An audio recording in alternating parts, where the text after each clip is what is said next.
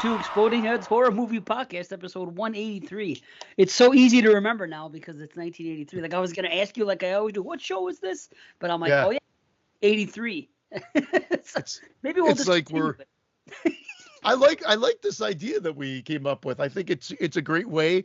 I have a feeling that we're going to be able to tackle. Like we've done a lot. Like when I was looking at, well, not just this year, when I was already looking at the next 2 years, I'm like, holy shit, we've already covered a lot of the heavy hitters. Which I guess by the time you're at 183 shows, probably should have.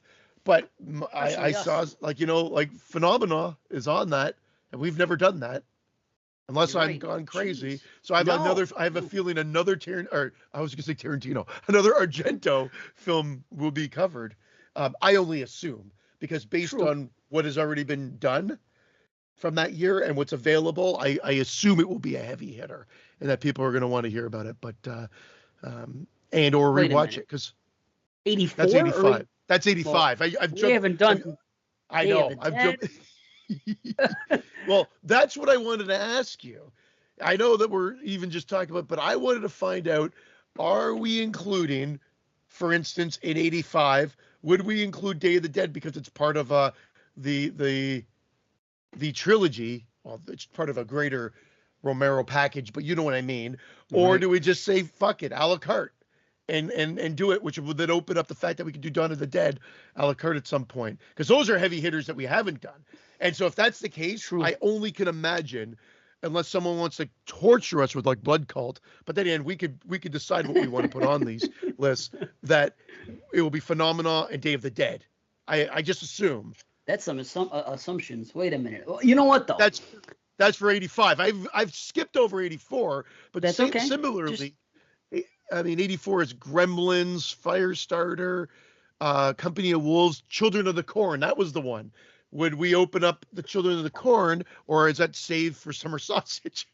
See, that's the deal. Was that the summer? Like, we got to look it up and see what it was, because this summer isn't the Summer Sausage. This year it's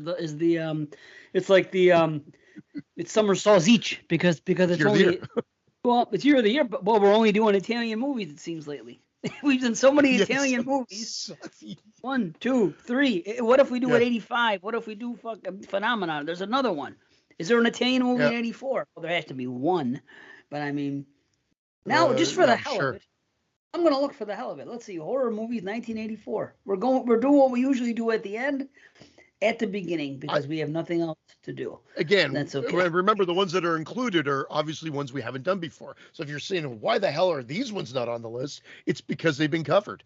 So that's why I just assumed 84 would be Chud and Children of the Corn, if we allowed Children of the Corn. And if not, I assumed it would be Company of the Wolves. But then there's also Firestarter and Gremlins. Right. Yeah, let's see. Nightmare, Gremlins, Friday, Silent Night. Do we do Silent Night, Deadly Night ever? Did we sit down and review it? Yeah, because I remember saying that I was never a big fan of it, but it's grown on me. Like some of these heavier hitter slashers, like Sleepaway Camp, Silent Night, Deadly Night, they were always sort of background slashers for me growing up. I watched them. I thought, I had mixed feelings about them, but then just in the last, since we started doing this podcast, really, I've started to have like a fond relationship with them. Not to sound so contrived, but you know what I mean. Like but still, just like something that's grown, and I've watched them more consistently, and they've become staples of sort of annual movie watching. Oh, so, dude, it was my favorite for years. It was my favorite until Krampus came along. Silent Night, Deadly Night was my go-to. But again, I never was on the Black Christmas thing. I liked it, but I didn't herald it the way others did, but I wasn't against it, as some people thought, just because I gave it an 8 when we talked about it. But it's like Silent Night, Deadly Night was always my go-to for, Christmas Eve or day, or, just in that season. It was the one, and then Krampus came along and blew my fucking, doors off. And now I just adore that one. It's like 10 out of 10.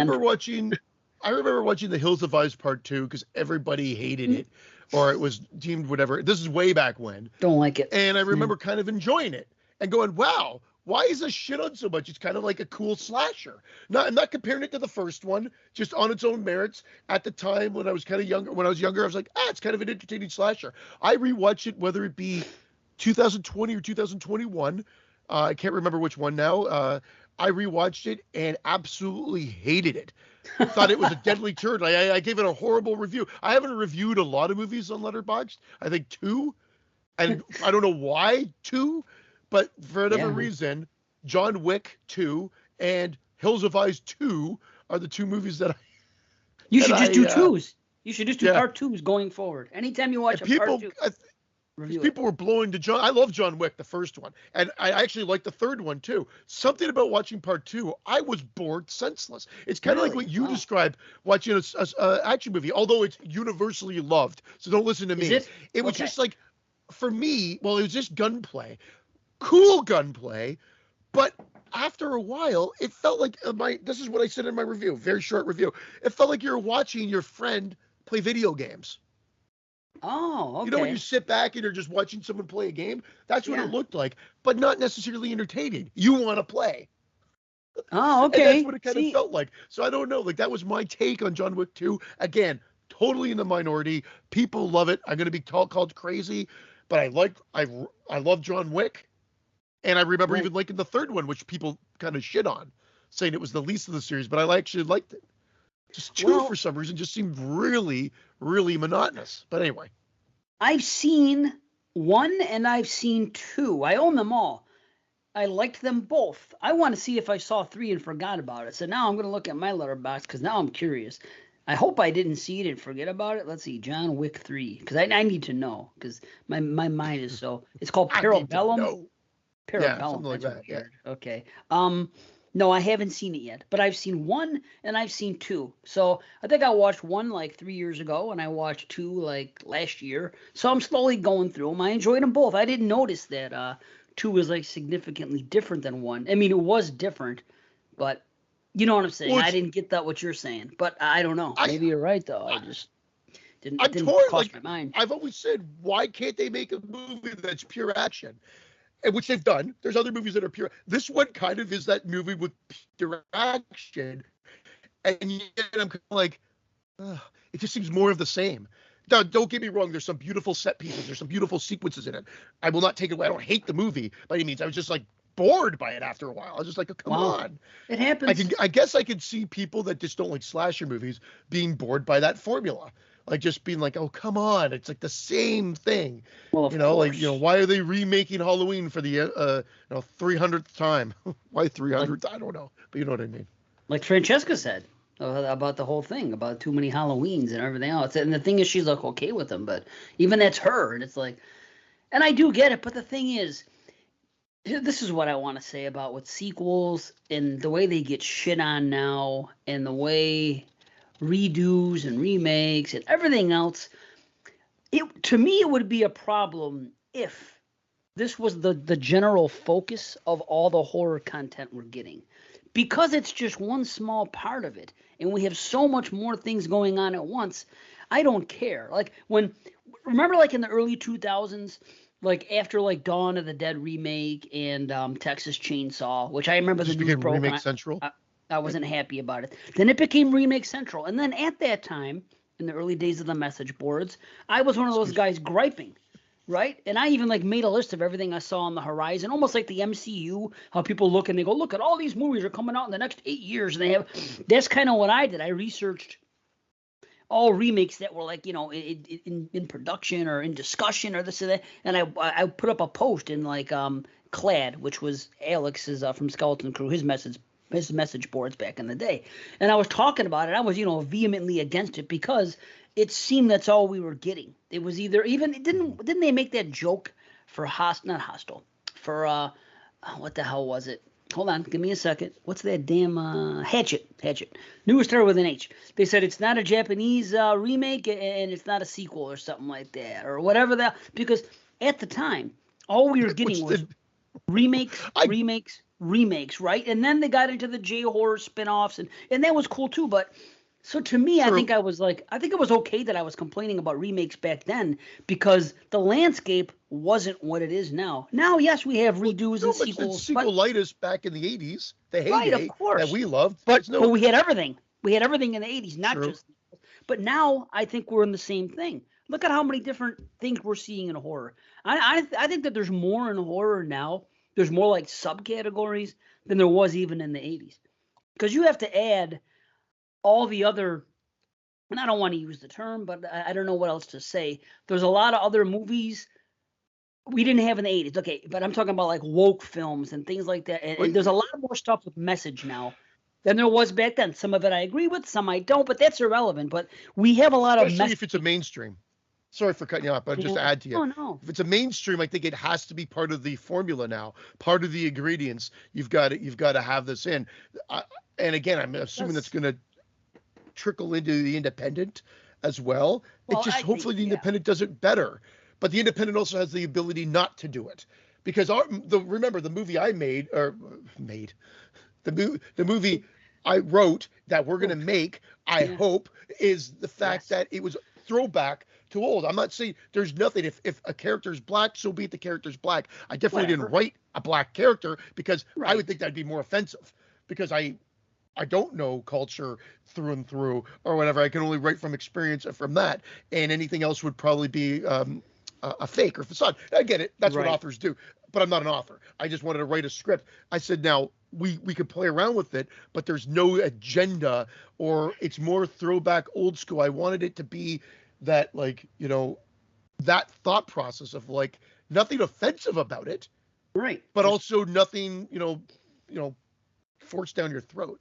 But again, I took you off the thing because I was agreeing with you, and then I went another way. So I apologize. Hey. But you're talking about that landscape of the 2000s. Seems like all we were getting. Yeah. See, and that's all. Now we have everything. We have so many. So we have. I'm going to use terms that people don't like, but it's just easier for me to say it. You know what I mean? We have the freaking whatchamacallits that people, you know, that I happen to love most of them, and other people don't. The whatever risen. What's that shit that people say? Not risen. See, let me finish this damn coffee. Risen films, I call it. I'm talking about elevated horror. Risen, elevated. Okay, so we have artsy type films. We have risen films. I'm just gonna start calling them risen because it's not offensive. Although raisins, we'll call them raisins. The raisins. So we got the raisins. We got basic stuff. We got slashers. We still have a gluttony of ghosts. We still that spin-off shit that the supernatural stuff that was started with The Conjuring is still alive and well. It's still out there. It's popular. Movies come to the mainstream. But as far as like the woke films, and I don't want to use that term because I should just say socially conscious is probably a better way to say it. The socially conscious films where it's almost like a front and center theme, I think we have been seeing them in independent before. We're seeing them more now here. You can look at a lot of films we've seen over the years, and there's a lot of messages in a lot of those films, maybe more cleverly hidden in those ones, which is, in my opinion, the better way to do it, which is the way it used to be.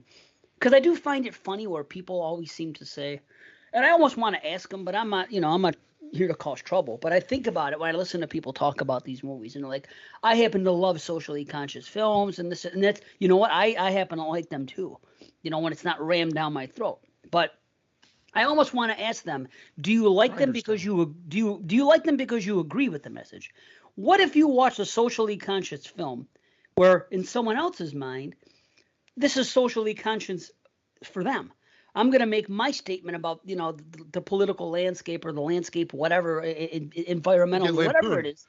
You get destroyed. This is what I'm saying. If you like it on one side, I think the whole issue with politics is I think you should be able to be, you know, tolerant of it's okay to say, hey, I love such and such because, you know, I like the statements they're making. And they're not even saying they're like, because I agree with them, I like it. But how would you feel if someone else came out, they had a different opinion?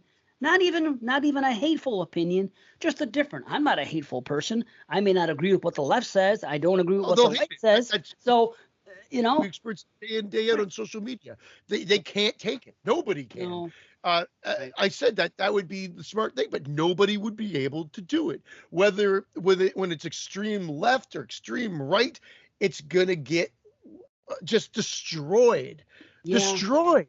And it doesn't matter what side you take, it will just get like annihilated. And ultimately, that's the problem. You can't even have a same-sex kiss in certain things now because it's I think the latest one was in Lightyear or whatever, the Disney movie. Oh, or Disney's whatever. doing it No, now. you can, but then then you see the ratings. It's a and story. It just becomes no one sees the movie. They hear about this and I'm going to rate it a 0 or a 1. I don't know what they think that's going to do because I really don't think it actually affects anybody going to see it when they just see that score.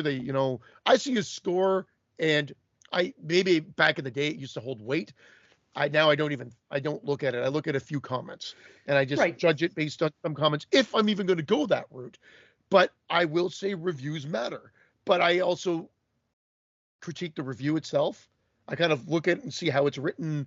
If I'm reading it and okay, is it slanted in any which way, or is it being whatever? I mean, again, I guess we all put our own personal spin on it. You listen to this show, watch this, whatever you do, we're all putting our personal spin on it.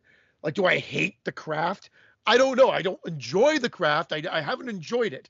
But I mean, if you love it so much and it's loved by so many, it can't be that bad of a movie. But boy, did I not enjoy it when watching it. And so that reflects my review of it at that particular time. So we're going to have these stance here and there, Brandon, too many pumpkins on the fucking patio, whatever it may be. And the weight that we put on that, and it becomes a joke after, whatever. Just saying, from generally speaking, you can't have anything like that without people go agenda film 0. Like, and you shouldn't do that. Now, I do have an opinion on something, and it does affect it. Like I can watch a movie, and I'm not going to talk about the movie because I'm not going to open that can of worms. But I watch a certain movie, and I observe things that I didn't go into it thinking this. I go into everything hoping for the best, expecting the worst, going in and just hitting a clean slate. Okay, let's see what happens. Of course, because I don't have trailers and I don't have synopsis. I go in there and say, okay, hopefully I enjoy it.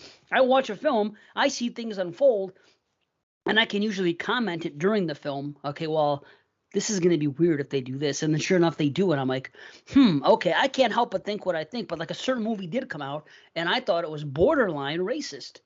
But I'm not going to say that because I'm going to look like I'm a white winger, which I am not. But I do the right thing. I love Do the Right Thing, and you can call me whatever you want. See, so do I. So, I love Do the Right Thing too. See, and this is Italian. Oh, that was in black folks, and I'm Italian. Okay, and are you? I'm close with black folks, so it's like I don't have a dog in the hunt here. I look at the movie. I look at what it is, and if I believe, hey, listen, these guys are being assholes, then by all means loot their shit. Am I promoting violence? I'd rather not, but in the context of a film, at a heightened time of stress and things go down, I'm like, yeah, you know what? Do the right thing. Fuck that shit. Fuck them. So I get it, but at the same time, this is because I'm a real person. I'll watch another movie, and I'll say, hey, this is kind of racist to me, the way they're kind of like roundabout what they're basically saying about wearing these white sheets, Caucasian, burning these crosses. Yeah. No, on the other end though, what they're saying about straight Caucasian male, they're making us look like this, and I don't like it. Now, if you listen to me just talk about that one movie and not knowing anything about me, you'll say, well, geez, that guy, he's a little skewed. He's a freaking, he's a white winger. And obviously I'm not. Let's talk about Do the Right Thing. And I support what they do there too. But I do stand for what I think is right and what I think is wrong just as a person. And if I see masked, or it was obvious to me, but I was the only one that saw it, so I never said anything about it. But I saw, racism in a movie, which was like really portraying all white people as being, I didn't like it because it's a negative portrayal, and I don't dig it against anybody. So wait, I saw this. Was it Anal Intruders 5? Where it was like, could you that one? Socially conscious porn? This is racist. That would be something socially. Although I'll tell you what, pretty much. I better not. I'm not gonna say. Who cares? It's only porno. Who cares? No, okay. I told you that I enjoy reading the comment section in on the porn video. You have. Yeah. I do. It's funny, but the thing is, usually hold on now. Let me rewind. I'm the only one that doesn't want to stay on that screen longer than it needed. So I'm like, click. No. This is the lead up. Now this is the lead up, and the reason I'm looking at the comment section is if the girl's name isn't posted. Literal balls. Okay. But a lot of times Right. you see it and someone say, what's their name? And if I happen to be liking that female in her performance or whatever, I'm like, okay, I want to know who she is. So there you go. And then I go in the comment section. Now, a lot of times I watch a lot of biracial porno. I just do. Okay. I watch a lot of Right. everything, but I happen to watch that a lot too. So I do see comments in the section that are sometimes racist. You know what I mean? Usually by the white folks, not so much on the other end. But you do see it, and it sucks, and I just pass it by. I'm not gonna comment. The last thing I'm there to do is comment when I'm watching a porno. Are you kidding me? No, I don't even have a. I've never made a comment, not one. It's hard to do with one hand. Right. It's true. I don't like a video. I don't do anything. I just do my thing. Here's my computer. Okay. Just type with your dick. That would be funny. Elevated porno with a social message. Could you imagine like that if they did that? Remember how porno used to be like in the 70s and with a story and they would do that would be cool if nowadays somebody made a woke porno movie that was also elevated. Oh, I'm sorry, you're Portuguese? Anal it is until we're married. I don't know, is that socially conscious or is that just feeding into the stereotype? I don't know, but I do know they can have those videos where the guys go to Thailand and this and that, and they sleep with the young prostitutes out there, and someone can come in and mess with them and say, "What's the matter with you? Look at this, you're doing this and this." That would be some shit. You know? You're her stepdad. Oh, enough of steps. I'm so tired of seeing the word step on freaking porn channel. Stepdaughter, stepmother, step babysitter. It's just match it up. That does nothing for me. That does nothing for me to think that. Yeah, I want real family. Forget the step. Take the step out of it. Okay, that would be hotter. If I no. Let me listen. Hold on. Let me listen to myself. Yes, a man and a woman, okay, or younger folks that happen to be steps by marriage, of course. They come into the picture at an older age, and they hook up one day. And they hook up with it. That's a fantasy. That's hot. Like Old Boy? It's like the Old Boy in porn. I'm just saying, if you were like 20 years old and you lived at home and, your parents were divorced and then one of your parents remarried someone else and then a 20-year-old girl came into the picture and all of a sudden you're living with her and one day something did go down, that would be fucking hot, dude. Come on. An encounter like that and you guys were attracted to each other, don't tell me you wouldn't. If you're, come on, dude. I'm sorry. I want to make the Old Boy of porn. That's going to be my number 2 movie. The Old Boy of porn. That'd be something. Old OLD, right? Yeah. Yeah. I thought you said porno version. I thought you were correcting me when I said Old Boy, and you said Old. No. Okay. So anyway, I don't even know how the hell we got here. All I know there's a lot of horror. Probably something I said. But whatever. There's a lot of horror out there. It's not just freaking these redos and these sequels. There's so much. Think about it. There's so many subcategories going on right now, more than ever before, and good ones. Good ones. Not like, some of the stuff in the 90s where you go, oh, you got this here, and it's a whole bunch of freaking. I shouldn't even say that because it's about personal taste. It's just I wasn't, down with what was going on in the 90s. So be it. But back to 1984, how this whole thing got started. That's how it works on the show. You know how it happened? Silent Night, Deadly Night came up. It led to something led to Krampus. How we got into that brief thing on politics, kind of, I don't know, but it is what it is. That's the show. Enjoy it. Toxic Avenger, well, we've done it. Firestarter, man, Children of the Corn, Company of Wolves. You're right. Night of the Initiation. See, I'm a sucker for any slasher. See, this is where we did the Initiation, though. We reviewed it. I think you're out of your fucking. Oh yeah. No, we reviewed it. Initiation or Silent Night, Deadly Night. I think we discussed. We definitely did the Initiation. No, we did it and I remember watching it for the show. I guarantee. Silent Night, Deadly Night. I did go back to check because I second guessed myself. But I remember you specifically talking about how you love that scene where Grandpa wakes up in the. So maybe that's all we talked about. Mm. Maybe I am wrong. We had Christmas-themed shows. We had holiday-themed shows every year. The one year we talked about our top 5 holiday horror movies. Another time we talked about our favorite, I don't know, just different. I just think we've talked about, and of course the slasher show. think they've come up in discussion. But the initiation we've actually did cover. No ifs, ands, or buts with Daphne.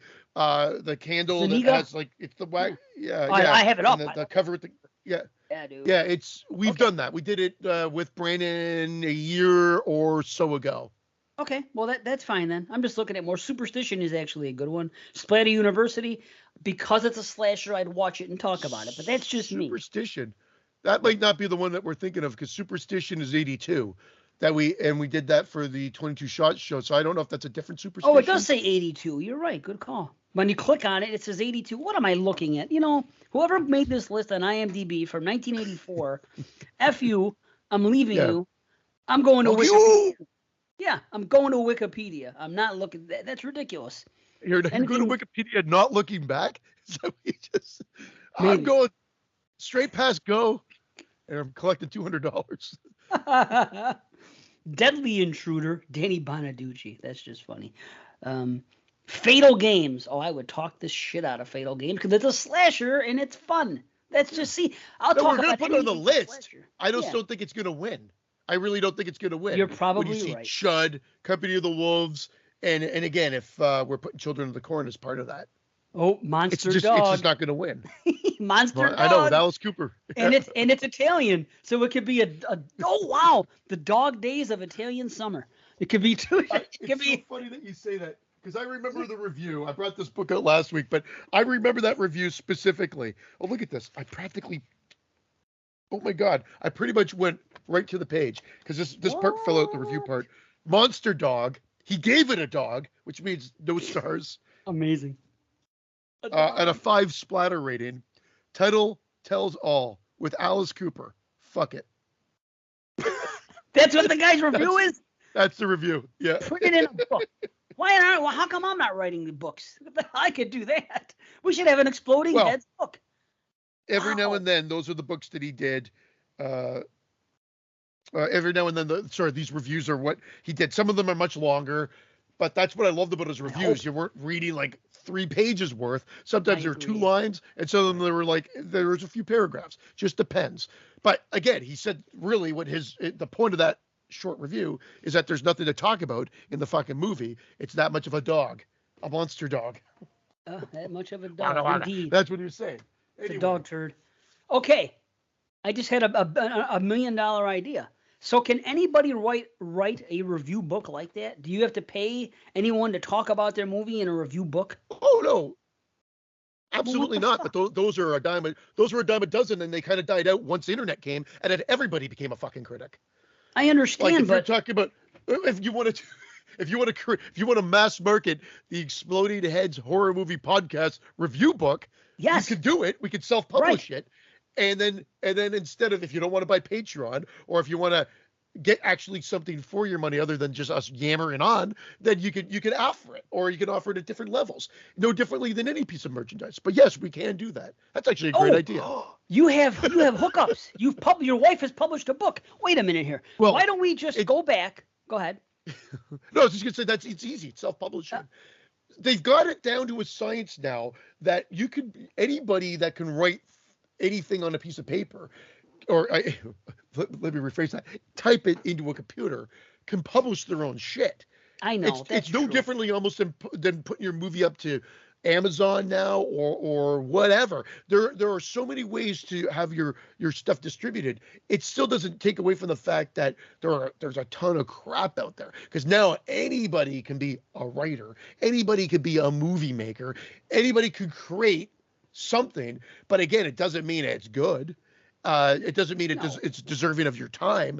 But this would be generically you could put it out for mass market, but it could also be for us as well. For us, it's a great idea. But just for marketing, because think about it this way: if we could find somebody to go back, listen to every episode from after 200, maybe from 1 to 200, the Exploding Heads horror movie podcast review book. And I'm going to know everything about horror. We talk, and we could put a number on there. We could put a number. This podcast has discussed this many numbers of horror movies, right? And we'll put it all on there. We had the first 100 written down, every movie we've done, thankfully. You know what I mean? So I'm so happy he did that. But now we need the next 200. We need someone to go back and do that. But honestly, we'd have to go back and put listen. the head ratings in. Right, header ratings, 100%, and go back and listen and pick up some of the finer points.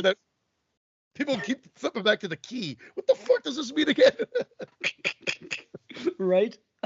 What does it say? Nasal bleeding. What's this all about? A shake. I don't know. So, I think we even added another one in there, and I forgot what it was. But well, can we put pictures on it? We did, but I forgot it too. Can we put pictures on it? Like, can we put the Scanner's exploding head on the cover, or will we get sued for pictures? No, that's where it becomes a little bit more iffy. I think you need a clearance on it. But like, I mean, there's a ton of books. Like, for instance, the big thing that was coming out were trivia books. Trivia books, they're like $10 a dozen. Oh fuck! Of course I had one here. I was going to show it to you. I don't know where I moved it to, but those ones have like they might have a picture of Freddy and Jason on them, or whatever, to try to sell it.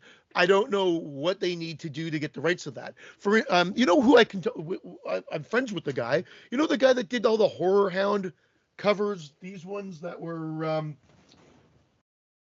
Horror Hound is the magazine, correct? Yeah. The covers that had like Jason, they had Jason on them. Their artwork, I think they were created for a specific website or for the magazine cover itself. And they got the artist to do it. I'm pretty sure I'm friends with said artist on Facebook, and I can message them and say, hey, because you created that, do you have to get like a licensing fee? Because it's still Jason from part 6 or from part 3 or whatever it may be. He did a bunch of different pieces of art for it, and I just want to find out if he needed to get clearance for that or not. Right. Or if it's just his to use. Because again, I think if you do your own artwork of it, you might be okay. You know what? No, I was gonna say you can use Night of the Living Dead. You can use a thing from that, like a black and white picture of one of those zombies, because it's public domain. You just get all the public domain movies. Imagine that. Just put it there. It would look shitty as can be. See, I want to represent everything, but still, if we could do this, if we could publish this book, get it out, more than just put it on Amazon, because people have to know it exists. But the reason I want people to know the book exists, because now they know the podcast exists, and they can read it. They can say, hey, this and this is what's going on. Oh, I like what these guys said about this. That's a good point this guy said, because it'll be highlighted in the thing. It'll be like the three of us or whoever's on the show, and like one little couple sentences about what they said about the movie in it that might have been like interesting or something, and maybe a wisecrack for fun. You know what I mean? So we can have a couple of things in there for each movie we've done. And then you could tackle this one. No, I'm just kidding. I would do it. No, I that's something I would dedicate my time to. I'll format it. I'll do all that crap. You tackle the content, and I'll write the forward. I could do it. I'll go back and listen to it. I don't care. I'll go back and listen to every show from one, and I'll highlight excerpts and this might have been good to say. Put it in there to print, and then the thing is the marketing. We just have to get it. Now, what I would do, honestly.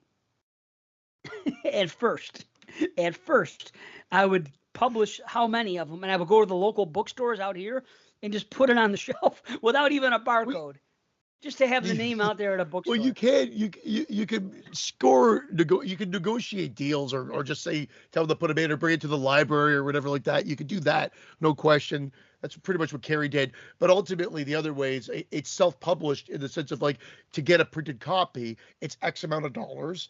And they pay for it so that you get a little royalty from it, but you're paying for it's the processing, the printing fees are all covered within the purchase. So essentially no money out of your pocket, but you've got to you just make it less revenue. But it's good. It's a great way to do it. It's a fantastic way to get stuff out there, especially if you have good content. But the forward could be, by Brian Salmons, lover of the prey. As a description, lover of the prey, forward by, and then perfect, and then that, and then a different forward from Jamie, and then Mr.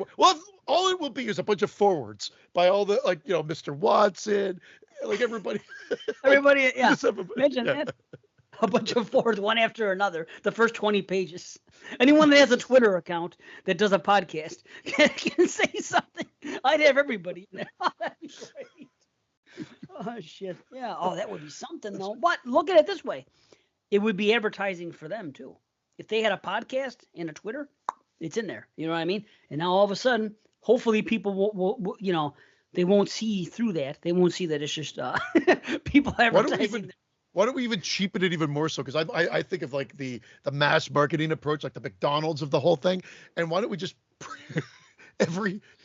we mass market every episode. So every episode's a book. So it's like episode 1, episode 2, and it's just a transcript of the show in written form. An actual transcript of each show. Could you imagine that? Wow, that would be something. Imagine how I talk in written form. People would be like, "What the fuck is going on?" Like 7, 7, 7, 7. Like I think there's certain times where we all stroked out, and imagine that in like just written form on the page. It'd be fan-fucking-tastic. Wow, like, who wrote this? Oh, if we only had someone. If you could find like a. What are those? The court transcribers, the stenographers, or whatever the hell they. Oh, did you hit your head now? Look at this guy. No, I hit my head. But it'd be forward by Zombie Shakespeare, and then we could just have like this like whole forward that we say is from Zombie Shakespeare for no reason whatsoever, other than we can make it look like it's literary art at the beginning, and then it goes into the transcripts of the shows. You just made that up off the top of your head right now, Zombie Shakespeare, or is that something? I'm pretty sure if I ripped it off from anything, it would be The Simpsons. I feel like they had zombie everything. I'm pretty sure they had. Yes. Is this the end of Zombie Shakespeare? Okay. I'm almost positive. But it could still be a title. Like it could still be a title that someone takes. Like I wouldn't be surprised because honestly, that would be like a good Twitter handle, Zombie Shakespeare. You know what I mean? I wonder if there is one. You could take that instead of what we are at Heads Horror.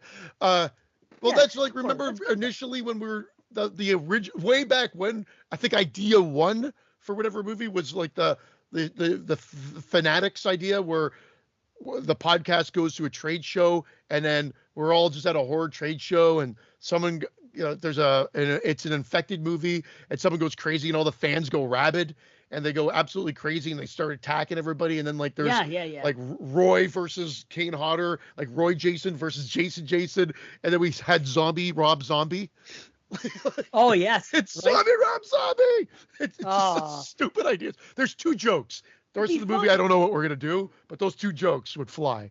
If we had the money, that would be something. The 2 people arguing is, wait, are they zombies? Are they infected? And then they're arguing about it and then they just get attacked and torn to pieces. Because at the end of the day, who fucking cares? They're going to kill you. Right. Of course they are. Well, look, as you can see. Zombie Shakespeare. There's a couple on Twitter already. So that's taken. One guy's known as Zombie Shakes, and the other one is known at Zombie Shakes PEA because it can only go so far. Zombie Shakes. I know, it's like a disease. I got the zombie shakes. I got a case of the zombie shakes. It's like something that would happen if you like hypothermia or something. I got the zombie shakes. Why don't you do like Zombie Steinbeck or something like that then? Zombie Steinbeck. It doesn't have the same. That's Zombie Shakespeare. Damn it! That would have been a great. Zombie Jane Austen. No, it's got to be. Oh wait, they already did that. Then they do that stupid they did something where it was actually a movie. Really? Pride and Prejudice and Zombies or something like that, right? Funny enough. They're doing another League of Their Own movie now. Okay, so now this is where I will complain. Okay, I'm gonna go against everything I've been saying, but I've said this in the past too. No, because we talked about different than any other show. Everything that comes out, we keep seeing this. We had this discussion. Everything that keeps coming out at theaters or new on streaming, everything now, there's so few original ideas. Everything is a reboot or a freaking retread, or it's something that's been done in the past and they're putting a new. Or it's a spin-off from a franchise. So I guess now everything that I said at the beginning of the show about Halloween not being a thing. However, in the horror realm, it's different. Look how many horror movies we see this year. Look at the 2022 releases. How many of them that you watched are a retread of something else or a spin-off from something else? Percentage-wise, I'm going to be generous and say 20% at the most. At the most. Of what we've seen this year so far? Yeah, I'm just saying, just in general for the horror releases. Now, go to the theater. Walk outside your local fucking whatever it is, your Regal, your Maple Ridge, your Cineplex, whatever it is. Go outside and look at the freaking marquee. They got 6 or 8 movies and see how many of them are damned original. I don't care if they're not original ideas because I get that. You're going to see, but you know what I mean. They're not a retread. Marvel's package, like, wow. I mean, let's be honest. Marvel dominates right now, and they can continue to churn them out, and it's essentially the exact same movie over and over again. People are finally getting sick of it. I was sick of it fucking 10 years ago. I was talking shit about it. And I knew that they would end up doing this, although the TV shows seem to be all the rage now. And that's cool. And I'm not knocking it. You like what you like. But I did see a glut of it. And, of course, I wasn't into it. So naturally, it's going to bother you more if you're not into it and it's everywhere constantly. You know what I mean? So, but I was saying it years ago. And it seems on some things that I do see nowadays, like on Letterboxd and whatnot, just in conversation, a lot of people have grown tired of the whole Marvel thing. I don't know. Maybe I'm wrong. Yeah, maybe I'm they seeing still more clean now up. I mean, there's certain ones that have, like, I don't know if that new Doctor Strange, Sam Raimi's Doctor Strange, Master's Disguise or whatever the fuck it's called, if that did very well. I did check it out because it came to Disney Plus, which is what I love. Disney Plus has jacked up their pricing, but they released their movies a month after than the theaters now. So, I mean, who knows? Maybe Thor will have a little bit more longevity in the theater because it was a big hit, but I wouldn't be surprised if it's out on Disney Plus in September. Because it's run its, and I love that. I love how quickly that's happening. Now it's like it's a trade-off because I don't know if Doctor Strange was a hit, but if Thor was a hit, so there's still enough that they're cleaning up on. And I'm not even saying maybe I know Doctor Strange was a hit. Maybe I just was not fond of it, and I was upset because it was Sam Raimi. It had a lot of Sam Raimi isms to it, but it had Bruce Campbell in it for in a small role. But overall, I was just like, oh, this is a mess. But it's just I've been superheroed out. I just don't care anymore. Well, there you go. See what happened? I'll watch them, but I don't care. Yeah. Well, I think that there's more people like you now than there was 10 years ago, is what I'm saying. We're 10, 15, whatever. When all this started, I was kind of feeling that way after the first, year or two of it. I was like, okay, I'm over this. Even though I haven't watched any, I was just overhearing about it constantly. You know what I mean? And the fans of it always, just blowing it. And you get tired of it. It happens, But now, doesn't it seem that? Go to the theater. Yeah, well, there you go. I'm reading more about it. I have no interest to go to the theater to see them. Like, no superhero movie, I'm like, oh my God, I can't wait to see it. None. Not one. But anytime a horror movie is out, then I'm like, oh, I got to go see it. However, a little asterisk, a little sidebar note here. Friday night, my wife were like, we have nothing planned. Why don't we go see a movie? Okay. She's like, Nope is playing, and Where the Crawdad Sing is playing, and both played at the song. I'm like, oh, what do you mean? You want to see Nope? She's like, no. You could go see Nope, and I could go see Where the Crawdad. I'm like, no. We're going to go to the movies. Let's go together. I mean, yeah, I kind of want to see Nope, but I don't care. So I said, it's date night. We haven't seen a movie. Like, you picked the movie. We went to see Where the Crawdad Sing because it was one of her favorite books. Love the movie. I thought the movie was great. I had no problem missing Nope. And when I even got to the theater, I saw Bodies was also out. And like, 2 horror films, or what are called horror films, because I heard you can argue about Nope, but that's fine. I haven't seen it, so I can't have that argument yet. But ultimately, I said, I don't care. I'm seeing Where the Crawdads Sing. And I thoroughly enjoyed it because I knew nothing about it. And I thought it was told well. And so I can understand why it was. Well, it's I guess you wouldn't have if you're not in that world. I never heard of it either until my wife. I had to ask my wife to repeat the title to me like 3 times when it first came out. And when we went to the theater, it was kind of empty. And I saw a couple people trickle in. But when we left the theater, when the lights popped back on, like the theater was half full. I'm like, when the hell did this happen? And it's been out for a few weeks. It's not like it just came out, but it was good. It's a fairly new or no name cast in the big picture. Like there's some familiar faces, but for the most part, which I like. I like when you see that the fresh faces, if you will. But yeah, I'll see Nope at some point, but I'm not rushing out to it. Again, nothing against Jordan Peele. I think he's done a great job on both of the other movies. I thought they're both good. Get Out has been is more great. Us, I've only watched once or twice, so watch it again. Yeah, it didn't resonate as much, but I like him. I like his personality. I like what he's trying to do. I think he's like trying to do something different with his movies. But at the same token, I'm not rushing out to see them. No, that's fine. I get that. Yeah. But I'll tell you one thing about Us. I just watched Us a few weeks ago for the first time in a while, you know, and it's probably the fourth time I've seen it, and it fucking blew me away. It blew me away to the point that it went right up. It's on my top 100. I'll tell you right now. That's how much I got into it. It got to 9.5 status. Boom, it's in there. I think it's fucking brilliant. Yeah, it took that view, but it really, knowing everything I know now and watching it and picking up on other things, it just added some stuff to it, which I thought was amazing. So now, Crawdad thing. What is that? Is that a fish or something? A crawdad? It has something to do with underwater. Something. It's a bird. It's a bird. It's a bird, a crawdad? Well, Yeah. I thought it was some type of sea creature or marine life of some sort. Oh wow. No, maybe it's I'm thinking, no, I'm wrong. I'm wrong. Okay. Sorry, the movie's about birds. Okay. But let me rephrase that. It's not about it's her fascinations with that, but actually her fascinations with everything out in the marsh. So you're right. I guess it's a craw. I guess I should have just realized. I call them crawfish. Okay, it's the same thing. So I don't know. Maybe they're the exact same thing. There's a crawfish. There's a crawdad.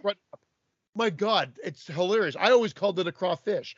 Or crayfish, maybe. Yeah, or crayfish a cray. is what I was gonna say crayfish or crawfish. That's what we called them growing up. I've seen them many times, but I never knew they were called crawdads. So the only reason I say where the crawdads sing is only because I didn't think those things could sing per se. Well, I guess that they must be asexual because I don't hear about any craw moms. That was a Brandon. I had to do it. I thought of it right away when you kept talking about craw dads. If Brandon was here, he would have had a craw moms joke, but it would have been better. But so wait, one living thing is called a crawfish, a crayfish, and a crawdad. Why is this so fucking popular? Crawfish, crayfish, and crawdads are the same animal. Why? It What's depends so on where special? you live. It says the term you use depends on where you live. Louisianans most say crawfish, whereas Northerners most likely say crayfish, and I guess crawdads. Well, I thought that was from that area as well. People from West Coast or Arkansas, Oklahoma, and Kansas often use the term crawdad. Crawdad. I wonder what's his name? I wonder what Scott Crawfish calls him. If he's listening, Scott Crawfish. Anyway, so it was great. It was the movie was great because it's a romance, but a romance with a murder mystery, like stringing it all together. And so that part, of course, very intriguing, and the romance is handled quite well. I mean, a little. Like like for the ones that I've seen, I typically, if I'm going to watch a romance movie, I fall into the comedic ones. I've talked about it on the show before, like the Notting Hills of the world, as opposed to like, I really don't even know, like Wuthering Swept Heights? Away or any of those ones.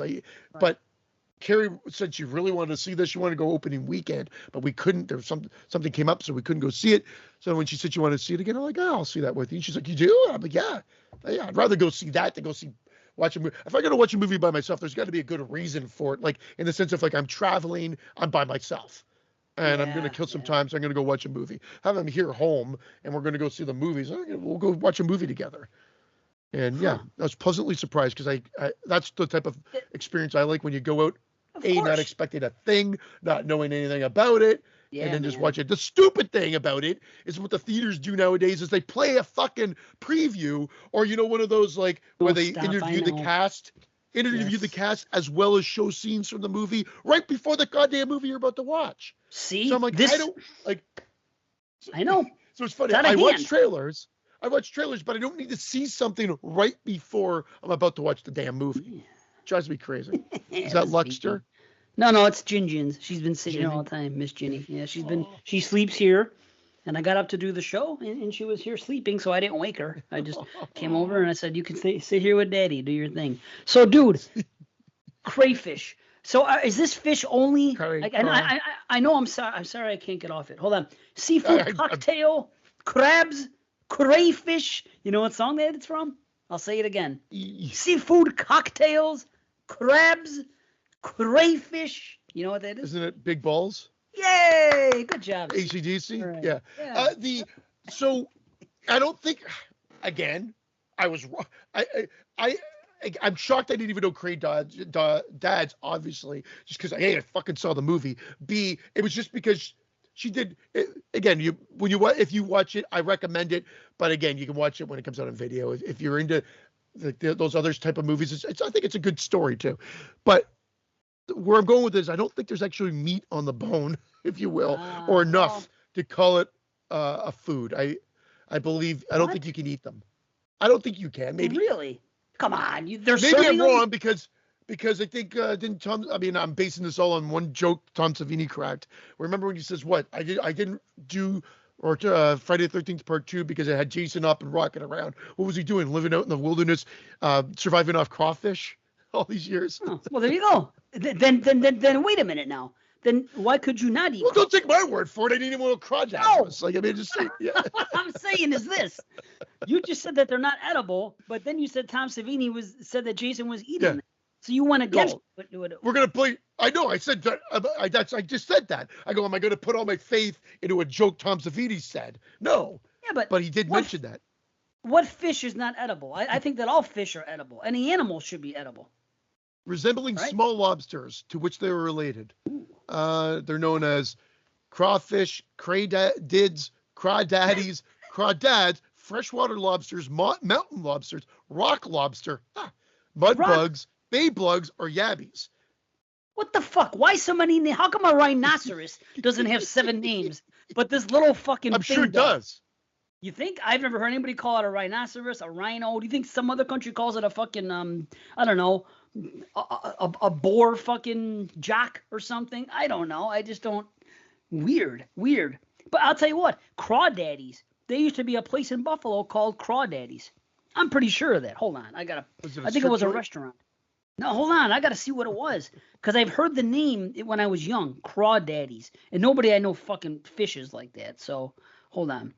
Hold on, it came in. I'm totally wrong. Crayfish are eaten worldwide. Like other edible, like only a small portion though can be eaten. So yeah, there you go. Prepared in dishes such as soups, bisques, and only the tail portion is served. There we go. Oh, okay. Well, yeah, Crawdaddies. Crawdaddies was a place in Buffalo. Plan aired to raise and rebuild Crawdaddies back in April 28th. Oh, Frankie's birthday, 2000. So obviously this Crawdaddies never came back, but it was a restaurant in Buffalo, Crawdaddies. I knew I heard that before. The Inner Harbor. Okay, so Crawdaddies. So all around the world, it's got a million names. That's the bottom line. Crawdads. Crawdaddies. It's fucking weird, isn't it? But I want to know. And I learned something today.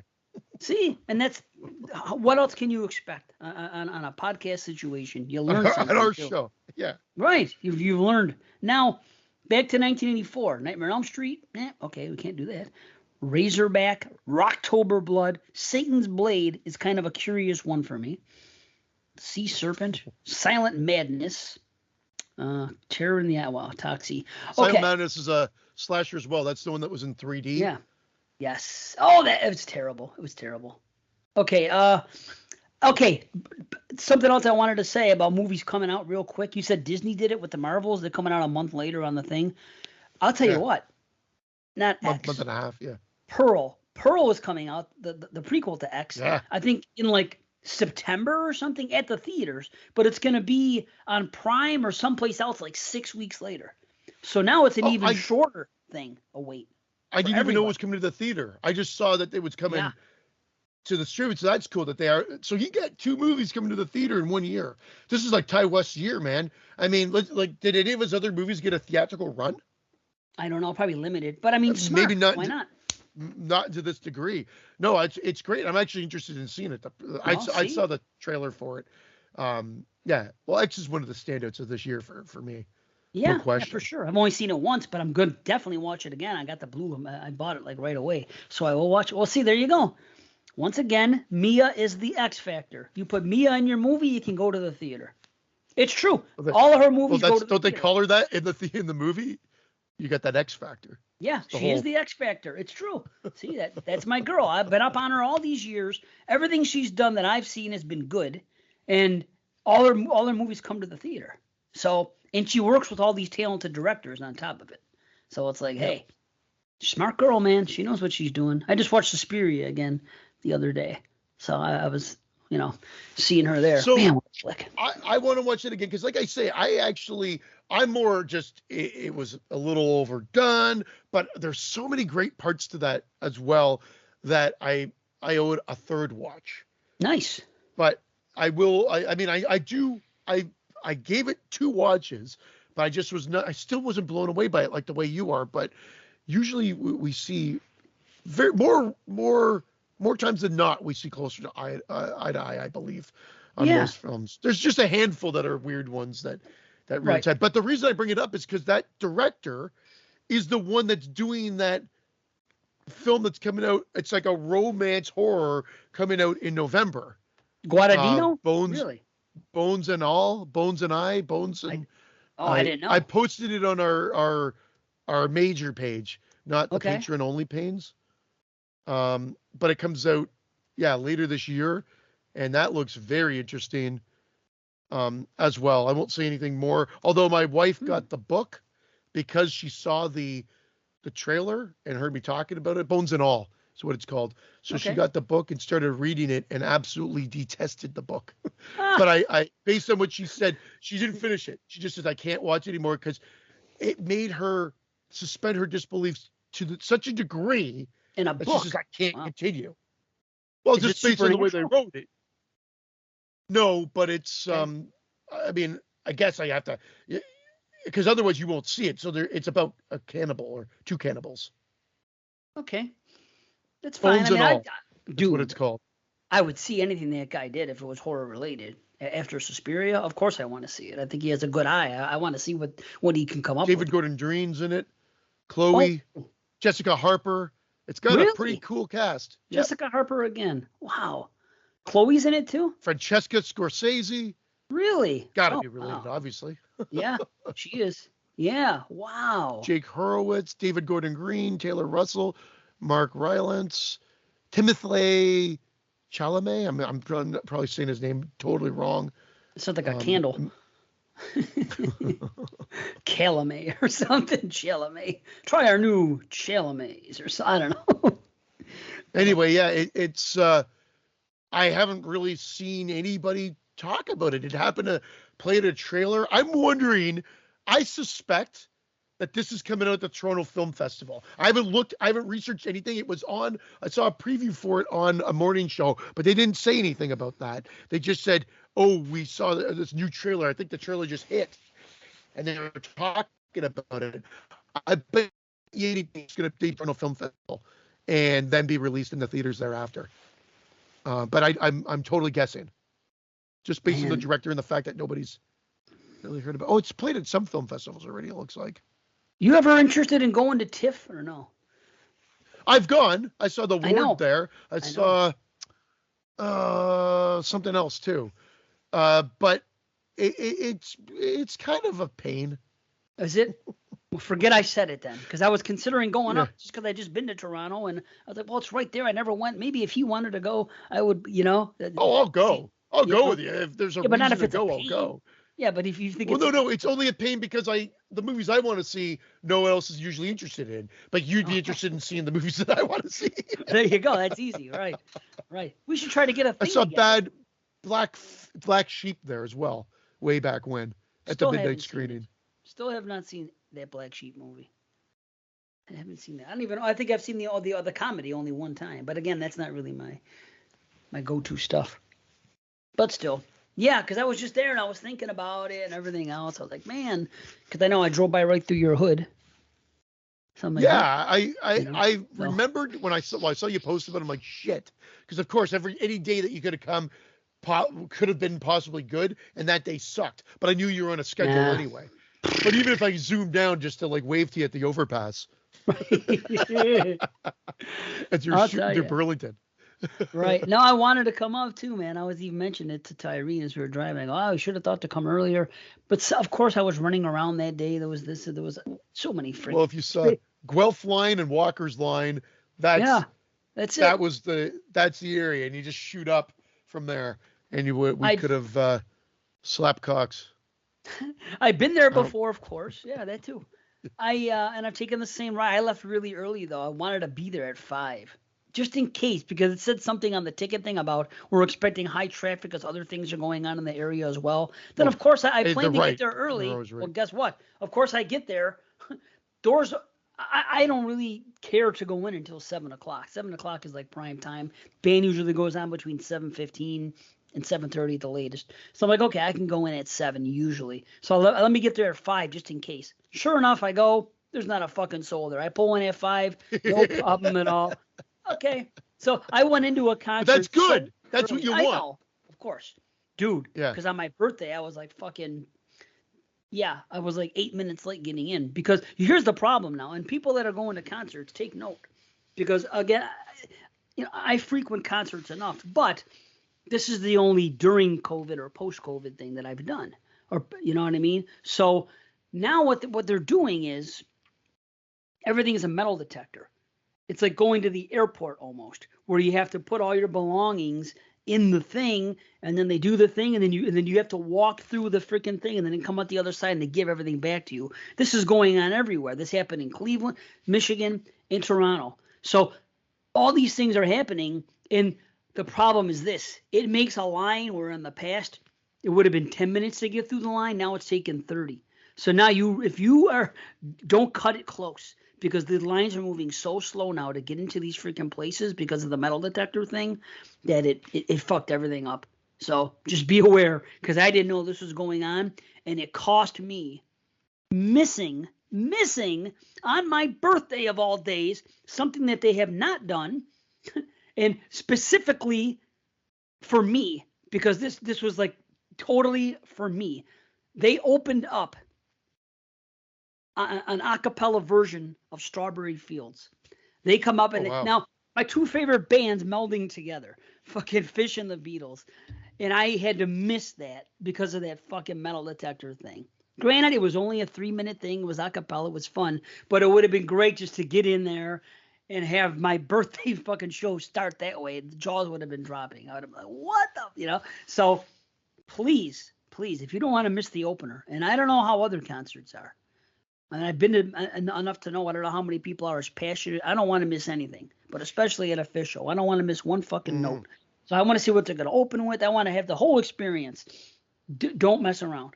If this doors open at 7, the days of waiting till freaking last minute are over. You're better off just going in there early, getting in. If you happen to get in early, then if you want to get a beer or this or something to eat or anything, you can have your way with anything you want there because you're the first ones in. The doors opened at 5:30, and I said, fuck it, let's go. It's 5:30. We had nothing else going on.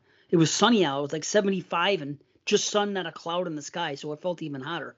And it was good, though. I'm not complaining. But, I got in the line. I'm like, okay, it's 5:30. Let's go in. So think about this. We got in the show, and we sat around for like freaking almost an hour and a half before they even took the stage. But it's better than running late. So I'm just saying. And it's better than getting stuck in Toronto traffic where you'll be cursing every step you make when you're driving there. Pearl is premiering at the Midnight Madness at TIFF. What? It's Midnight Madness, Pearl, Ty West. While you're telling the story, Midnight Madness, let me see. Because when I tried to filter, they didn't have a specific, they had thriller, not horror, which drives me fucking crazy. But even when I filtered on thriller, it did not bring up Pearl. That's for fucking sure. Stupid. So Midnight Madness movies are Leonore Will Never Die, Pearl, Project Wolf Hunting. These are not all guaranteed to be horror films, but typically Sick. Ooh, what are the dates? A lean, mean, and wickedly timely slasher from American action auteur John Hyams. Ooh, okay. Sisu. The Blackening. The Blackening? Sisu? What about the Wrenching? Yep. Oh, you're making our The Blackening. The People's Joker. Okay. VHS 99. Oh, shit. What are the dates? There's a new VHS coming up. I'm only getting the titles here because I think you have to click on them. And then Venus. Venus is another one. And, that is, it's a team up. The the guy that directed Day of the Beast, Alex de Galizia. I always fuck up his name. Yeah. And then I don't. The guy that directed Rec 2. Together, that's Venus. Well. Oh, and then Weird, the L.A. Yankovic story premieres at Midnight Madness before going to streaming. Wow. Yeah, so that's kind of cool. So which one did you want to know the date? Let's see, Sick. Let me, if I click on Sick. I'm just asking. TIFF can only go on, what, 2 or 3 days most, right? Yeah, but I'm away for one of the weekends. One of the weekends I'm in Ottawa. I already know. I'm gone for 3 days in Ottawa. World premiere, 83 minutes. Ooh, I like that. Do they have guest stars at these things? Or no? At film things? At Film Fest? Oh, yeah. Sometimes they do. For instance, if Mia's there, I'm going. If Mia's there, I'm going. Directed by John Hyams and written by Kevin Williamson. Sick. Really? Sick. Midnight Madness. Showtime's coming soon, so they don't have them out yet. And they don't do that. They do that on purpose. We're still, although it's a month away, less than a month away, it's another couple of weeks, I think, before they give you the showtimes. So let me see if Pearl, I'm assuming Pearl's the same thing, but I'll just bring it up just as we're talking about it, and we'll get off. Nope, coming soon. Well, I'm going. I'm going if she's going to happen to be there. If Mia happens to be at Pearl, I'm going to be in the same room as this woman. I'm going to do it. I'm going to. I was more excited to be in the same room with Ty West and just being able to, and you never really there's never really much more than hey, there they are, a wave as they walk through and sit down if they come. Carpenter didn't come when he did The Ward. Yeah, I don't know if anybody comes. I just thought I would take, I think of Pearl, Amber Heard was there. And now that I think about it, someone did shit in the theater. So now I'm putting 2 and 2 together. And I'm kidding. No shit. That's my girl, man. That's my girl. She shat in the chair. Good old Anyway, Amber, man. that's Dirty Birdie, isn't she? I'll bookmark this page and come back to it because that is good intel. As much Did as your daughter end up coming to Toronto? Did she end up coming up or no? No, because it's such a pain in the ass. Because here it is, 16. If it was last year, no problem. She can come in with a birth certificate. Now 16 and over, you have to have the passport. I thought you were going to try to do the expedite, like the 2-day thing or the 1-day thing, but no. She looked into it, and Irene thought that she was going to be able to get it because she has connections, and sometimes when they can expedite at the airlines, you know what I mean, for obvious reasons. They have ways. She has connections there, so she talked to her friend, that was like the head of where she used to be when she was a gate agent about getting one, and she inquired. But it didn't happen, and it's too bad. It's too bad because she would have had a great time. She would, and it's in the before she was on the lawn, and it's different. And she was a little bit bored. But I think if she would have been in the seats, surrounded by all fans, just all everybody dancing and partying, and it's right there. And plus, it was a great show, and it was a great crowd. And I've seen them in Toronto, 99, 2000, 4 or 5 times now total. And this was the best one. So I do believe that she would have had a blast. Where were they playing again? It wasn't Rogers Center, was it? No, Budweiser Amphitheater, whatever it is. Budweiser, whatever. It used to be Molson. Am I correct, or is that a different one? That's my question. Molson is up in Barrie. You were in Toronto, right? Molson Stadium or Molson Park was in Barrie, and Budweiser, I believe, is the soccer area. Was it an outdoor theater? It's right by water, too. It's an amphitheater. It has a cover. I was covered. The pavilion, there's 100 level, 200 level, 300 level are seated with the cover. Now 400 level, and now I know I would have been pissed off. But 400 level is seating, but you're not covered by the pavilion. Another word to the wise. People that are going to outdoor concerts and want to get under the pavilion, because sometimes at an amphitheater, you think that the seats are covered. You know what I mean? That's just the way most of them are. But in this case, 400 level, which was right before the lawn, it was not covered. So, I mean, if it rains or some shit, you're screwed. You don't want to be sitting in the rain and have wet seats. You're I think you're right by Exhibition, Ontario Place. There's other things there. Right by where Carrie and I used to live. So Carrie used to live in multiple areas in Toronto, and I lived in another suburb in Toronto when we met. Like I just had moved out there. We met, and then she had lived in a loft, which was like walking distance from where you were. Like a 20-minute walk, but walking. But still, all the concerts that's there too. Where we moved into. Oh, she said that's why she never drove. Like there was no need to. you could walk or take public transportation anywhere and not worry about a car, paying insurance, and all this shit.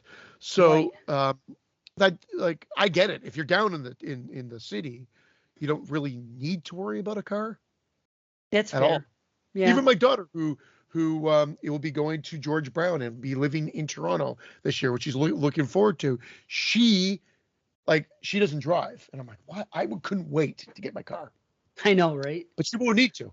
She could get everywhere she wants in the city, and if she wanted to come home, she could take the GO train right from Union all the way home. What about winter though, when it's fucking 0 degrees there? You want to walk in that? I don't want to walk in that under any circumstance. Well, she can take the bus. You can take public transportation as well. Yeah, I guess. But it's still, you got to wait for that in that temperature too. That's what we were telling her, because it's not like her campus is right on site where she is, because it's Toronto. Because of where she's going, it's a 25-minute walk, and she won't do that.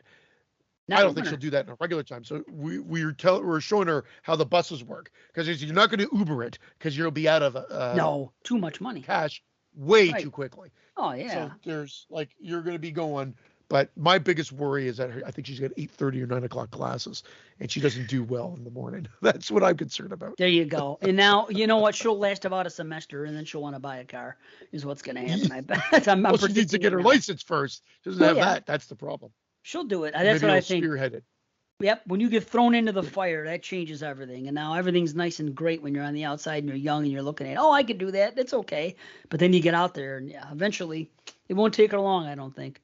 But yeah, Ontario Place was there. As soon as I saw it, I sang the song Ontario Place. Every time I Did you sing it like a chorus? Always happy together. That's the way the song went. What can I say? So, but I'll tell you, that place, Budweiser, I cannot believe the shows you guys get at that amphitheater. Oh my God. And the shows that I missed that I didn't know about. You guys had Alanis Morissette and Garbage there together at a show. You got Alicia Keys is coming there tomorrow, I think. Problem is money, man. You're talking about collecting 4K. 4K is a deal compared to getting concert tickets for a family. If you're smart, we're going to Red Hot Chili Peppers next week to the Rogers Center, which is the Sky Dome, which is the big dome, by the CN Tower. And so we're seeing them there, 3 tickets. And again, we didn't get the El Cheapos, and we didn't get the expensive ones, which there are multiple. There's more than just those options. And I'm like, holy fuck, what you're spending on a concert nowadays. You bought too soon. You got to play the market, homie. You got to do like I do. It didn't sell out, did it? Yes and no. Well, Chili Peppers, I think, did. I'm pretty sure they did. Oh, wow. That's a big stadium, isn't it? How many is this now? Oh, fuck. I don't remember. Sky Dome had a shitload. StubHub used to be good, but StubHub has gotten just as bad. What you've got to do is not make a decision until the day of, pretty much, and then just say, fuck it, let's go. But life doesn't necessarily work that way. Sometimes it could work in your favor, and you could just say, look, we got the night, let's buy these and let's get the fuck out of here and go. I'll tell you. And hope. I got my tickets a week before for all three Fish shows, all pavilion seats. I did not pay face value for anything. And this is a band that, hold on, I'm going to find this picture. But they are, as far as grossing tour bands, look at this. I got to find this list. I saw this list the other day. Okay. The past 40 years, this is a list of concert tickets sold and amount of money made. It goes back from 1981 to 2022. Okay, and adjusted for inflation and everything. These are the bands that have made the most money and sold the most tickets. Fish is number 12. 13 million tickets sold. 595, what is that, $1 million or something like that. They are the number 12, a band that has never had a song on the radio and on Billboard. It's the number 12 fucking concert band for the past 40 years. Now, U2 is number 1. This is actually a fun game. Who do you think would even be on the list? And you have to think about 1981. Pearl Jam, U2, Oasis. Well, just based on popularity, not necessarily favorites. Michael Jackson, Metallica, I figure would be on the list. Madonna, U2, possibly Pearl Jam, Radiohead, and Oasis. Okay. Maybe not a Radiohead. Maybe not a Radiohead. Okay. You got 2 of them. I gave you 2 already. I said they were number 1. Out of that, everything else you know. You have Metallica at number 6.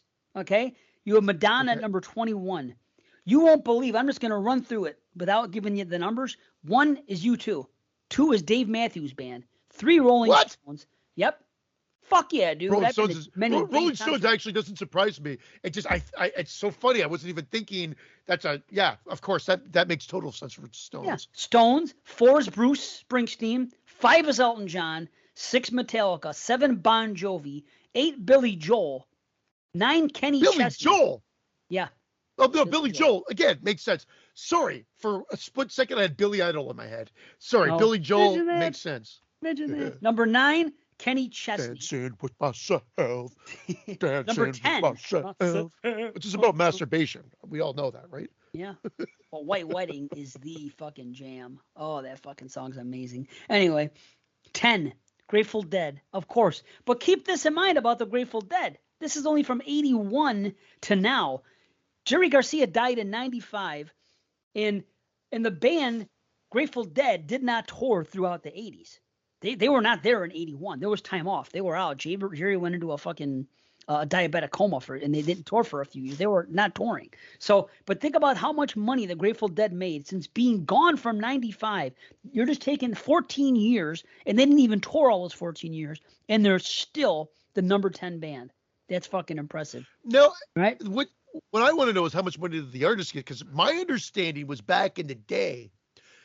And again, correct me if I'm wrong. I'm only going by what I remember reading and hearing back in the day, that the tour was like almost like an ongoing promotion for the album itself, almost like a music video would be, that the artists saw very little revenue from the tour and they would get much more from the record sales themselves. And then once the whole shift in the industry happened in the early 2000s, touring was where they got the money, and they got next to nothing from the actual album sales.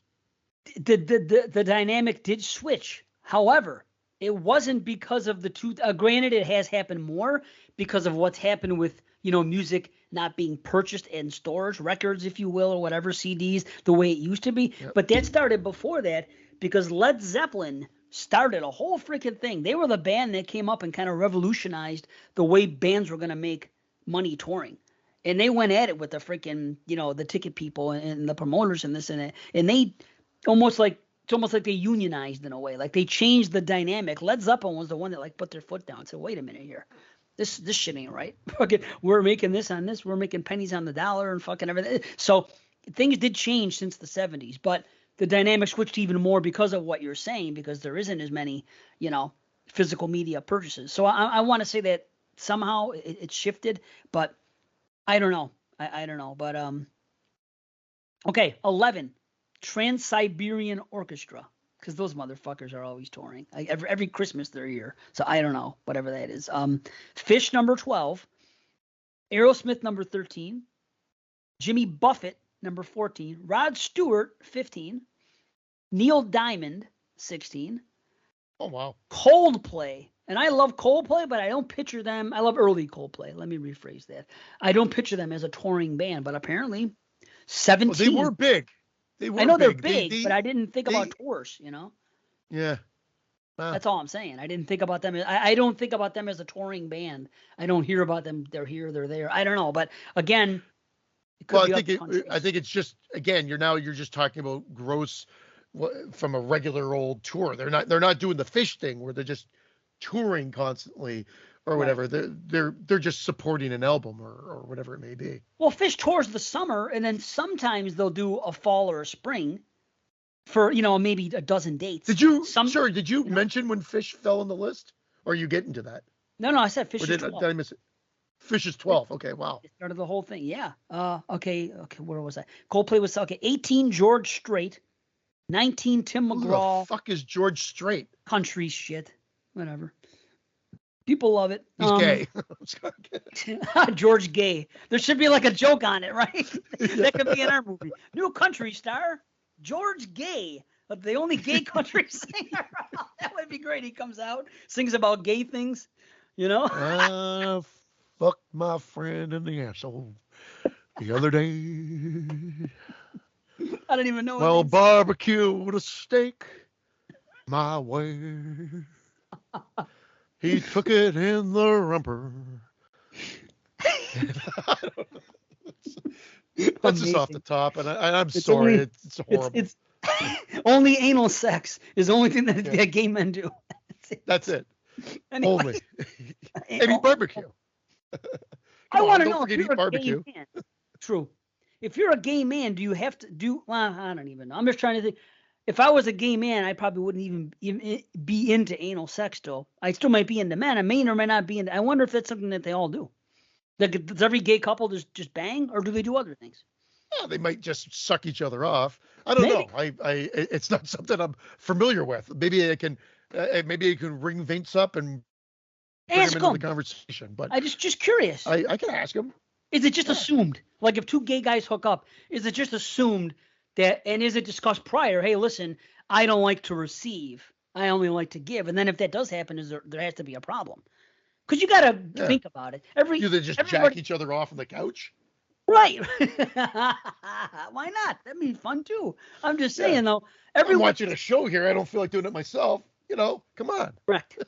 Does every female want one in her ass? I could tell you from experience. No, a lot of them do not. Unless they're Portuguese, which we established earlier in the show. And I'm kidding. I'm kidding to our Portuguese fan base. Our Portuguese listenership, which is at an all-time high right now. Unbelievable. Okay, let me finish this list. Number 20 is Ed Sheeran. I don't know who that is. Number 21 is Madonna. Reddit guy. Ed Sheeran makes sense. He's beat Madonna, eh? Yeah, is he country? Ed Sheeran? It sounds like country. He's like a pop star, but a guy so I saw him. So I took my daughters to Taylor Swift back in 2013. I think it was her Red album. I think that's what it was. And he opened for her. And I'm like, who's this guy? But I liked him. I didn't know anything about him. He came out, microphone, guitar, and just entertained the audience. And he was great. And then he became a superstar from that point. So really? he was up and coming at that point, and he became a huge superstar. But he was like apparently a pop star, but a guitar and a microphone. Wow, dude. All that money. Yeah. 11 million sold. $968 million? Is that million? Hold on. 1, 2, 3, 4, 5, 6, 7, 8, 9 figures. Yeah. Yeah. Holy fuck. Yeah. Okay. Okay. So Sheeran 20, Madonna 21, AC/DC 22. I'm glad to see that. 23 is Def Leppard. Surprising but cool. And 24. They just toured this summer as well. Yeah. As did Garth Brooks. He did like freaking 2 or 3 days here. So that's the list. But it's impressive when the bands are on. Drummer gets a little less than everybody else since he's missing an arm. Or does he get more? Yeah, Rick Allen. Right, yeah. Well, there must have been a major delay there because, again, and I always say this, sometimes I'm just making an excuse because I feel like, oh, shit, I just talked over him. But then this time it was totally like you were talking, I was talking, then I heard you, so I stopped.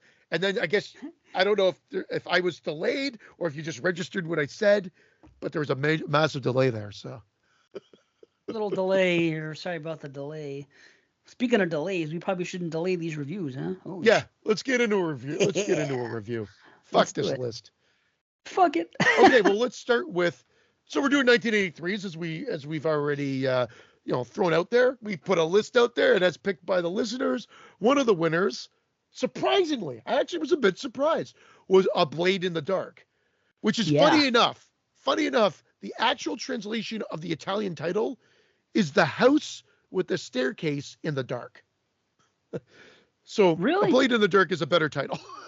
Okay, especially since they focus on the blade. A lot of times. Right. And so here we go, 1983, A Blade in the Dark. A killer stalks a composer staying at a posh Tuscany villa while writing the score to a horror film which has an incriminating clue to the killer's identity. And it's directed by Lamberto Bava, who, of course, is the son of Mario Bava, and the director of at least 2 of the films that we've covered, which is Demons 1 and 2. But I'm not sure if we've done any of his other works. But I'm curious about him now. He's in decent form here. Biggest biggest problem I'll say out of the gate. The movie's too long for its own good. I know people hate this. Maybe our listeners don't because they never said we hate that review. I've heard other people write. They hate when people write, it's too long. It's too long. But the reason for it is the pacing's all off because it takes place in this guy's house for the most part. And scenes are dragged out. Yeah. Long, in my opinion. I think you could easily have sped stuff up and trimmed a good 10 to 15 minutes and you would have had a much more successful film. I agree. We see eye to eye on this. Yeah, it was a little too long. It didn't going into what is an hour 43 or hour 47, whatever it is. Yep. They could have trimmed a good 10 minutes, I think here. And it would not have made a difference. It would have improved everything.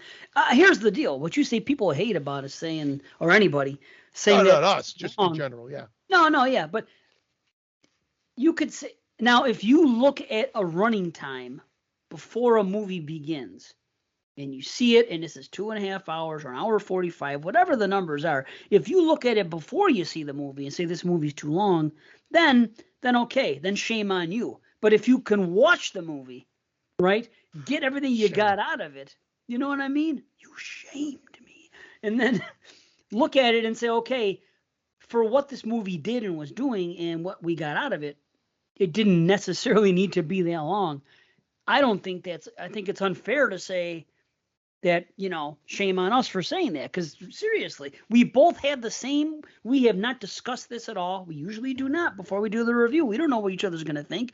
And I think that's, what are the chances? We both thought it was a little too long. So, I mean, I don't know. I think other people would think that too.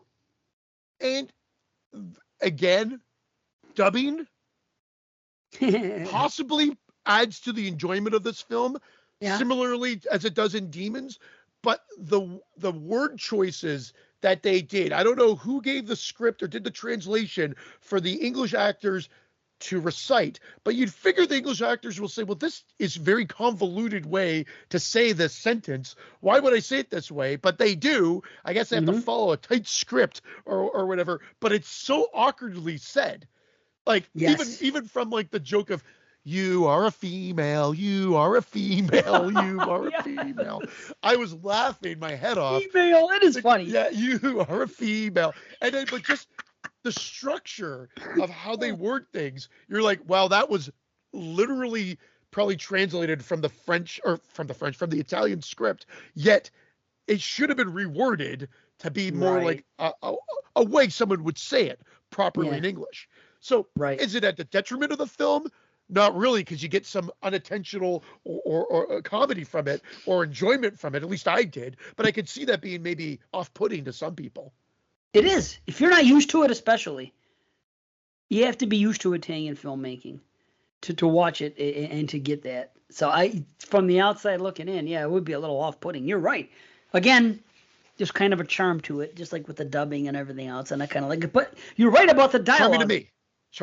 Charming to me as well. That's what I'm saying. So because we like it. I think I venture to say other people that are into this type of cinema, that are into giallo and things like that. So to us, it's something about it. But I wrote down a term. He called his girlfriend at one time a vacant nerd. What is that? A vacant nerd. In 1983 in a movie made in Italy. How weird, right?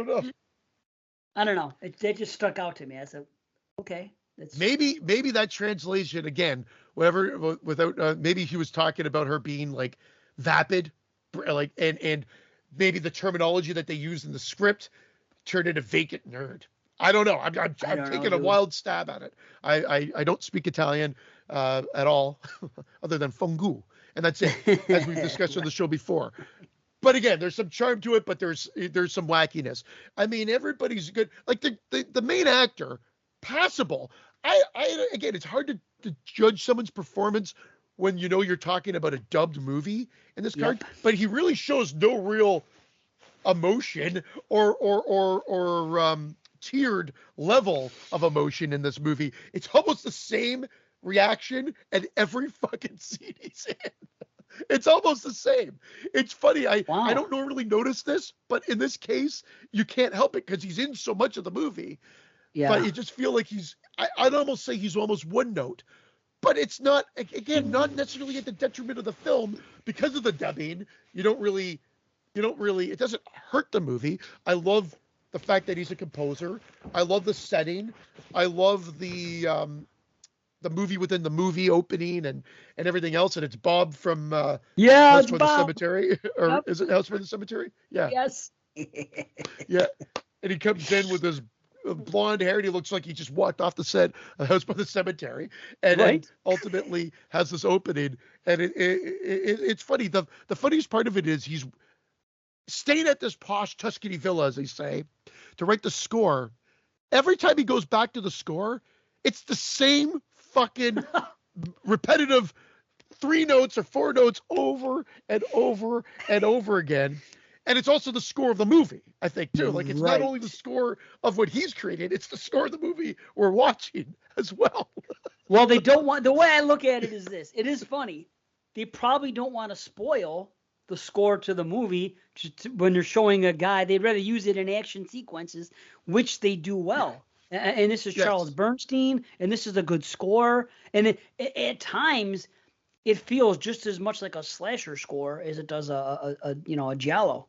And this movie itself does kind of have that slasher element. It kind of feels at times. I'd say it's more a slasher than a giallo, because you don't have, in this case, you don't have the, I know it doesn't, they don't have to have the black gloves, but there's really no police investigation.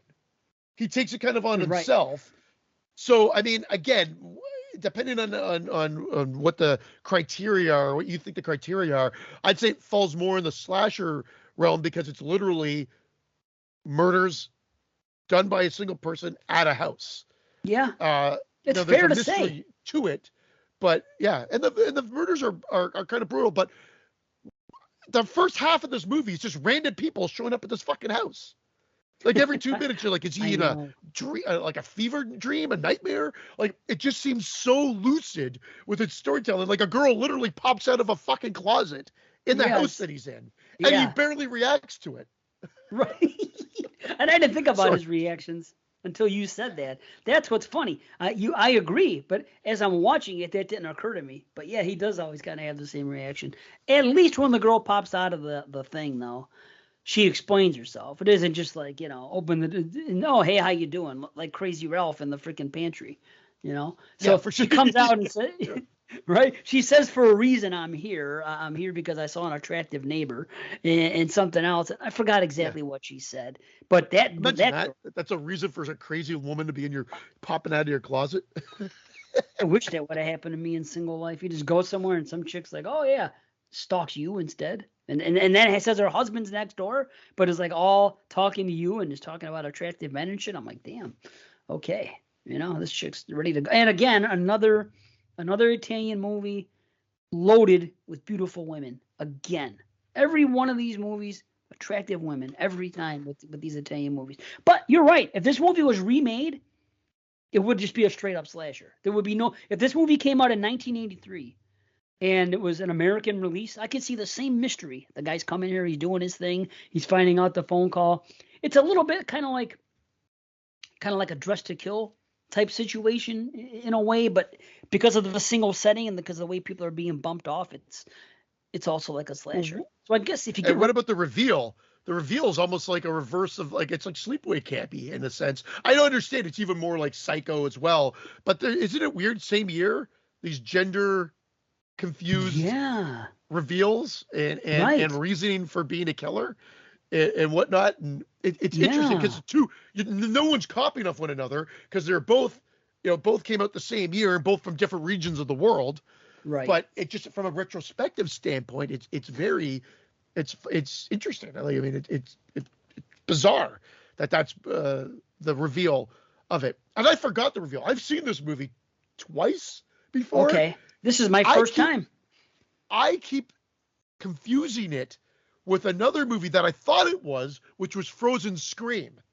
And I don't even know now. I've got to look at Frozen. I got to bring up Frozen Scream. So I thought I remember a head in the fridge. I'm like, well, it's not this movie. No, Frozen Scream from Friday 75. Friday the 13th Part 2. It wasn't Friday the 13th Part 2. Okay. It was another one, but I guess it's not Frozen Scream because that's from 75. But anyway, I don't know Slumber why I Party confuse it with that Massacre? one. I think Slumber Party Massacre 3. Wasn't there a head in the fridge? There was something in the fridge. I remember that. Or was that 2? I want to say it was 3. Anyway, I don't know. It's not Frozen Scream either. I'll get to, it's Macabre. And That's it's what not it is. Slumber Party Massacre 1 with the person in the fridge. I know someone's listening saying, no, Dave, you're thinking of... No, it's not that. There's a scene, because we reviewed them. We talked about 1, 2, and 3. And I think something happened in the fridge at one point in 2 or 3. I want to say 3 because I really liked 3 and didn't care very much for 2. Okay, really liked... Macabre. 1980. Lamberto Bava. That's why I confused it. Same director. Aha. See? There's a valid reason as to why I confused these two movies, because it was at least the same director. Thank God. So this was 80. I just Macabre. watched Macabre. I just watched it because there's the answer, because it's a 1980 film for 22 shots. I just watched Macabre. Not just, but I watched it this year. So, and it was my first time view. Okay, well, see, I was going to say that this guy is 3 for 3. Macabre I don't like as much as I like this or the other 2 Demons movies. So, but I was going to say I'm kind of curious about the rest of his library. I'm not saying Macabre was bad, but the Frozen Terror is why I had Frozen Scream in my head. It's also known as Frozen Terror. Macabre is? Yeah. So one of the alternate titles. So in there, U.S. dubbed version is called The Frozen Terror. So, okay, I feel a little vindicated in the sense of like there is some links to what's rolling around in my head. And it actually didn't get released until 1983 in Canada and the U.S. Really? October 1983, Macabre. So that's funny. What the? Okay. Did you say The Frozen Scream before, or am I dreaming? Yes, I said Frozen Scream. Is there a Scream movie called Frozen Scream? Oh, yeah. Yeah, from it sounds 75, like a really shit breeder one. Yeah. Oh, it is a shit breeder. It's on Tubi. It's a 2.9 out of 10. Oh, my gosh. Yeah. It's from 1975, yet look at the cover. That's... Yeah, look. How could that be from 1970? That's terrible. How you do That's not the one that I got. No, of course not. But maybe anyway, back to the movie that we're talking about. It's just there was a lot of repetition, and the fact that these women get murdered in the house. Where did the guy that is at the end of the day responsible for everything? Excuse me. How far away was he supposed to be staying? Because he seems to be living at this house by calling in, and people are getting murdered there, and no one hears anything. And yet he keeps sort of coming across it. I'm not saying that there's not effective sequences. There's effective sequences. And I will even say when the attack happens at the end and you see this person coming out with a knife, it's actually kind of terrifying. Something about someone going batshit crazy and screaming and running with a knife in the air out at you. It worked in The Frighteners for me, and it worked here. And there's a couple of other films. Again, I can't think off the top of my head now that he said, and it always gets me. It's something that just seems to work for me as being freaky. So that scene alone, my wife was watching it with me at that point too, and she was laughing at some of the dubbing and whatever, and I'd be like, oh, that's creepy though. Like when he comes full full attack mode at the end, I absolutely love it. Norman Bates held the knife up high. I guess maybe it just is from there. But again, my question, which then I spun into something totally different, is that they reference where he was staying, because he seems to be living in the house somewhere else.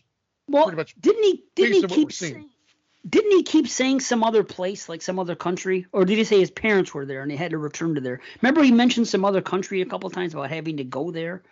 Again, the first 20 minutes of this film were a little bit like, I don't know. It's hard to explain. I was having a little difficulty following, or maybe it's my fault and I wasn't paying attention as closely as I should have.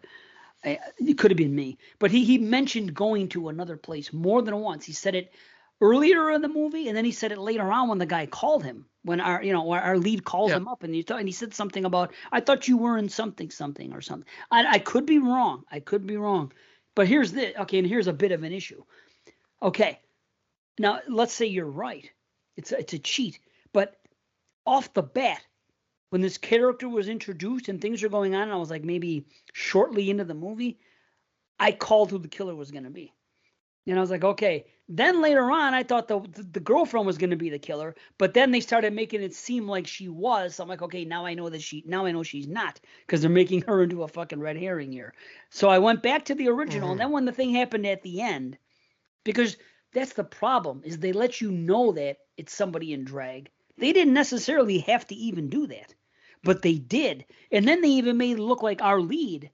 I mean, maybe it's kind of clever too. Then they kind of showed like memories of the "you're a female," but then they showed the other guy sitting there, the lead, thinking, and I'm like, did this happen to him when he was a kid, or did it happen to the killer? You would think it's the killer, but maybe this guy went through it himself. So now they kind of went a little bit red herring with it, but I feel like I knew off the bat this is the only person legitimately that can be revealed as the killer. And sure enough, but was it fair? Like you said, did they say he was in some other place and then? But not only that, the reveal, doesn't the girl, the director of the movie, within the movie, know this person is Linda?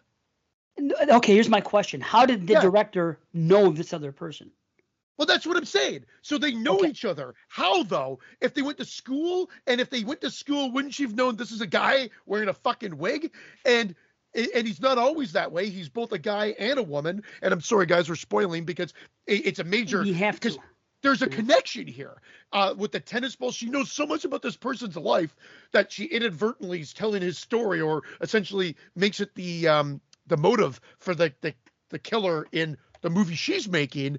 So there's a direct continuity, but she never talks about Linda as being trans or whatever the proper term is nowadays. I don't know. I apologize. But ultimately, a man that dresses as a woman. Mm-hmm. So I don't even know if trans, if it's just, but I thought it was, but what do I know? But definitely, yeah, exactly. Who knows? But in this case, like, she never references that or anything else, or seems to know the person that owns this villa, yet she wanted this villa. So there's a little disconnect here because she knows Linda, correct? Am I right in saying this? Do they explain how? Yeah, remember she calls and apologizes to her, and she goes, "I'm sorry for something." Now here's my question: but why does she him in drag? Right. So that, or maybe she knows it though. Well, maybe she knows it. That's what I'm saying. She knows it, but wouldn't she make, like, this seems like she goes out of her way not to talk about it. And I'm saying back in the day, it would have been like, I guess. Well, wait a minute. Why? Who are you going to tell? Well, by the way, I know this person that dresses and they're dressing in drag. I don't know. Where would she have brought it up? The owner of the house? But why? Who cares? What are you going to just bring it up for no reason? Not the owner of the house. The director of the movie, the female, what's her name? The director of the movie. Why would she tell anybody that she just happened to know somebody who dressed in drag? And that the movie is based on that? Because that's nobody's business. But the thing is this: why does she call and apologize? So she knows the guy that owns that. Don't you think she knows the guy that owns the house and also knows Linda as his second? That's what I'm saying. Like, I mean, there's a lot of connection here because they didn't make the house seem like it was just the house that they chose. I think it was chosen for him, and I think she congratulates him on being there because she says it's a perfect place to be to create the movie. Unless she's putting him there to absorb this. I don't know. She obviously doesn't know Linda's a mass murderer, or does she? Because it's so weird. It's such a weird thing. Here's the question: why does she call and apologize to Linda? Because she's in the process of making a movie, right? So we've seen the first reel and the intro, and the implication I got is that Linda was mad that she based the story on what happened to her in her life as a child. Now, how would she have any knowledge of that when this movie is currently being filmed? It's not like the movie came out and she saw the movie or just happened to see the first reel and said, "Hey, what's going on here?" How would she have any means to even see that first reel? That's what I don't get. And you know what? Yes. Maybe this requires a second watch, and the questions will be answered. I have a feeling like Dave Parker's listening right now, saying, "Oh, you guys totally missed that this happened and this happened," or something. Like he knows about it. And again, then chime in and let us know, because I have no problem with that. I just feel like, I mean, don't get me wrong, in typical Italian fashion, there's enough dangled in front of you to say this is the reason why. But they essentially, I find a lot of these films, and again, it was my fault with Sleepaway Camp as well, is just because she had like gender issues and whatnot. She's a psycho killer. I mean, she wasn't, the only trauma that she faces is the fact that her aunt made her live as a girl, which it's traumatic, but Yeah, traumatic in the sense of turning you into a fucking psychopathic killer that's chopping off heads, drowning people with snakes, well, and all this shit. Like, I mean, I get it. In the land of horror, we do this, but again, you can view that as being offensive. Yeah, but no, hold on. In a sense. I literally had a discussion yesterday on the nature versus nurture thing, and how everybody, because this is the discussion I had with my brother and my sister-in-law, and she said a term that was really good, but we had this like discussion for like 5 minutes, and we were talking about, okay, my father was being impatient about something, and whatever, he wanted to get on his way, but he's known to be impatient. Now I grew up being impatient, my brother's impatient, so we started talking about DNA, and then we started getting this conversation. Well, is it something you're born with, or is it a learned trait? And I said, well, I'll tell you this. I said, I believe it could be both. And I go, when my daughter was a baby, she got angry as an infant. And she got angry one day at somebody holding her and didn't want to be held. And she headbutted them. And she was just a little infant. And she had this much anger. And I remember seeing that and going, okay, this is definitely my daughter. This is in her DNA. But then I said, what if you took that same child, and let's say they were adopted by another family, never saw any behavior? Do you believe that type of behavior would dissipate because, you know what I'm saying? Let's say her adoptive parents are not temperamental or impatient whatsoever, and she never is that. Will that manifest into that? I kind of think that it maybe would not, because like my daughter to this day is not temperamental and is not what's the word? Impatient. So she was born with it. I saw her act out as an infant, but it seems like over time that has not developed into her personality, and I'm glad. And it got us into this discussion over the whole nature and nurture, and you almost think it would have to be both.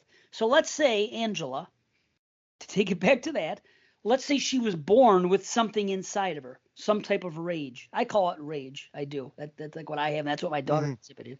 She was born with this rage. Okay, because remember, she was born to other people, not the people she was with. Went over to this crazy woman's house, who then dressed her up as a female, and then because she already had that rage in her genetically, and then this happened, those two things combined caused the explosion. You know what I mean? In some cases, it could quell it. It could be like, if she would have went somewhere that was loving, maybe none of that happens. But because you add part one and part B together, the combination ends up being deadly. And did you know, and I'm wondering if this is why I thought, because again, when I watched this, it was a while ago. So then and I'm talking about, like, when I first saw it, it was way back when. Then I rewatched it probably since we've done this show. And so this was my third time. So I couldn't remember the outcome, to be totally honest. And I started wondering if he was the killer.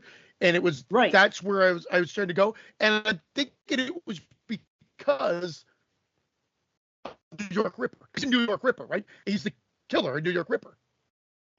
Well, you got one by me. I didn't remember that. Even though we've been watching. That's probably the reason why. And I just assumed, maybe this turns. And I thought, because I did remember a Psycho-esque thing. But then once the movie progressed, I'm like, no, that will be, again, impossible. But what I've learned from watching on Italian horror films is sometimes that doesn't matter, and they may just decide to throw that out at you anyway at the end. But I'm like, no, there's absolutely no way this can happen based on how they're editing the film. But again, if they somehow try to describe that it's all in his mind, or it was a different time period with the editing, that maybe it could go. So then as the movie progresses, I'm like, well, maybe I'm wrong. But then it is kind of that reveal, but just with a killer that would actually make sense in the sense of the format and structure of the movie, right? Whether you buy the explanation or not is always based on the viewer themselves. But yeah, again, I think it's just that he goes, plays around with the recording. Another girl shows up at the house. Another girl gets killed. Nothing bad per se, but it seems to be a rinse and repeat format. Then his girlfriend, who he seems absolutely disinterested in. He still wants to have sex with her, though, remember? Yeah. But barely. It seems like barely. I'm like, he's trying to work. I think he's trying to work. He's here to work and get his job done. And she's presenting himself more often than usual too. Remember, she's supposed to be at a job and she comes back. So I think by that time he's a little bit a little agitated. Annoyed. He wants to work. He has to get the score composed. The movie's actually being filmed as we speak. It goes hand in hand with the movie. They're sending him the tape. He's seeing it and he's doing his composition. So it's like, that's what I think it is. He just doesn't want to be disturbed. That's why he's here. If he didn't care about being disturbed, he would do it someplace else. He's on a retreat here. You know what I mean? So I think that's why he's a little aggravated that she keeps coming up because, I came here to work to get away from daily life. So I don't know. Maybe that's just why. I don't know. But what was I gonna say? What's weird about this movie? I think we see elements of all the Italian movies we've watched this summer in this movie. I think we see elements of Deep Red. Okay, this guy's a musician, a pianist, if you will. Again, a penis, and he's involved in this. You have stuff from Tenebrae in this, right? Yeah. And you plot points. I'm saying about the guy who's the suspect. Lamberto Bava worked on Tenebrae, and it was an inspiration for the film. So there you go. It's a draw. Yeah. And New York Ripper, because what you were just talking about, it's like. These things, and I want to say, and I do love it, but I want to say this came from Argento. When you actually see, I want to say it's got to be Deep Red, but when you actually see the blade and they just focus on the blade, and you're almost seeing the POV of the blade, or them walking with the blade, and they focus, and it goes up, and then it kills somebody or whatever eventually. But didn't Argento do that? As I'm watching and I'm seeing this is Argento, and I could even hear the soundtrack. And they're following a weapon, and then it ends up going to it's very stylized. I think even what I love about it is they don't care how someone's holding a knife, if it makes any sense. It just visually looks amazing. The way she was holding it as she's walking, it was framed, would not make any sense if you're actually carrying that knife. It looks very contorted almost, but from a visual standpoint, it looked great. And I noticed it. I'm like, oh, that was done just for the shot. But I love shit like that. From a filmmaker standpoint, I love shit like that. But I could see people being turned off by it or whatever. Again, you're not talking about a general or mainstream audience watching this. It's going to be a particular group that are going to seek this out, either Italian horror fans, giallo fans, or slasher fans that are trying to be completists that want to revisit some of these older works. It's by no means great, but it's passable. I enjoyed certain elements, but it's definitely too long and it's definitely a little dull in certain areas. That's fair, but there's enough to recommend it. There's a great kill. There's a couple. That one freaking skill. Yeah. That one kill is great with the freaking when he puts the blade down on her hand and suffocates her, dude. And he's pounding, and then it comes off the hand. Oh my God, the gore that kill is great. That kill's great, and again the reveal scare aspect at the end there was really good too. Down on it, you get the scare of the attack, and then you get the killer's dead, but the way that they do it here for the jump scare is primo. It's actually well done. It's well orchestrated, and they get good. They get a jump. I'd almost probably bump it up all half a mark for that actual extra little play on the killer is back from the dead type thing for one last attack. Yes. You know what I'm saying? I don't know why, but you know what I'm talking about? Yes, yeah. With the way, okay. No, it's done well. I thought they did well. There's good kills. There's and the whole being strangled by the film. That whole thing towards that's good. It works out, and the laughter that comes out all of a sudden is kind of creepy and shit. And the funniest part of all is I don't know if you got this, but the killer. How clean Linda is. How clean she is? Well, yeah, that too. She wants to clean up every bit of blood spilled. She is definitely until when we're just seeing her arm and what she's wearing, it 100% is fucking olive oil from Popeye. 100%. I could not stop thinking of go and watch it. She has the red freaking thing and the white frill thing at the end where the cuff is. It is olive oil. Go watch the Popeye movie and watch this. Shelley Duvall was the one that actually did all the stand-ins for the killer. It should have been olive oil. When the reveal came, it should have had black hair pulled back. Like, I'm telling you, dressed just like olive oil. It was unbelievable. That's all I kept thinking about. Like, olive oil is the killer, I'm thinking? Could this be? I go, it's Italy. They might get away with it with the rights or something. I don't know. But they had to have done that on purpose. I could not stop thinking about fucking olive oil. Oh, Papa. I can't imagine they did this on purpose, to be honest. But who knows? Know. Who wears that? Who wears that red thing with that freaking white frill? Only a cartoon character. I'm telling you, it'd be like someone wearing Donald Duck's freaking top in a movie. You know? Well, I mean, it's no different than it's just the craziness of an Italian film, I guess. I don't know all of it, but it's true. It's such a weird outfit, but they had to make it look so like feminine, I guess, without making it like it's not sexy. It's like what you expect any elderly woman to wear when you're watching a film from back in the day. Or olive oil. That's it. Or olive oil. I'm telling you, it's 100% olive oil. There's no question about it. Look at olive oil's arm and look at the arm in this movie. Put them side by side. It's the same fucking outfit. It's ridiculous. And I couldn't get it out of my head. I was like, okay, well, olive oil is the killer. What are you going to do?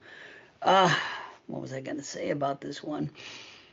I had a question about it that I thought maybe, okay, what's with the voice on the tape?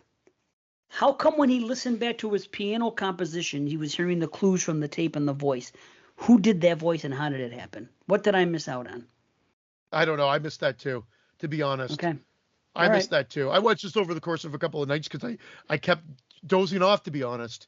And that's why I said it's just a little leisurely paced. When you see, like, it's just weird. It's very lucid for that first hour, it seems. And so I missed something too. I knew there was something in there, but I'm like, what's coming out of this? What's being said? Like, if you turn down one channel, the music's done and then you can hear talking, but I don't know exactly what was revealed there, to be honest. You know, and I like the movie. It's hard to rate it because I don't know if my questions can be answered. If they can be answered, then that's one thing. If they can't, well, then I got to knock it. But here's the thing, and I'm not knocking it when I say this statement. I don't know how this got selected as the second movie. I'm quite surprised that there are this many fans of this particular movie. Aren't you? Didn't you look at some of the other titles? I was surprised too. I was about to watch. I was about to start Twilight Zone because I just assumed it was going to win. And I was pleasantly surprised when it wasn't.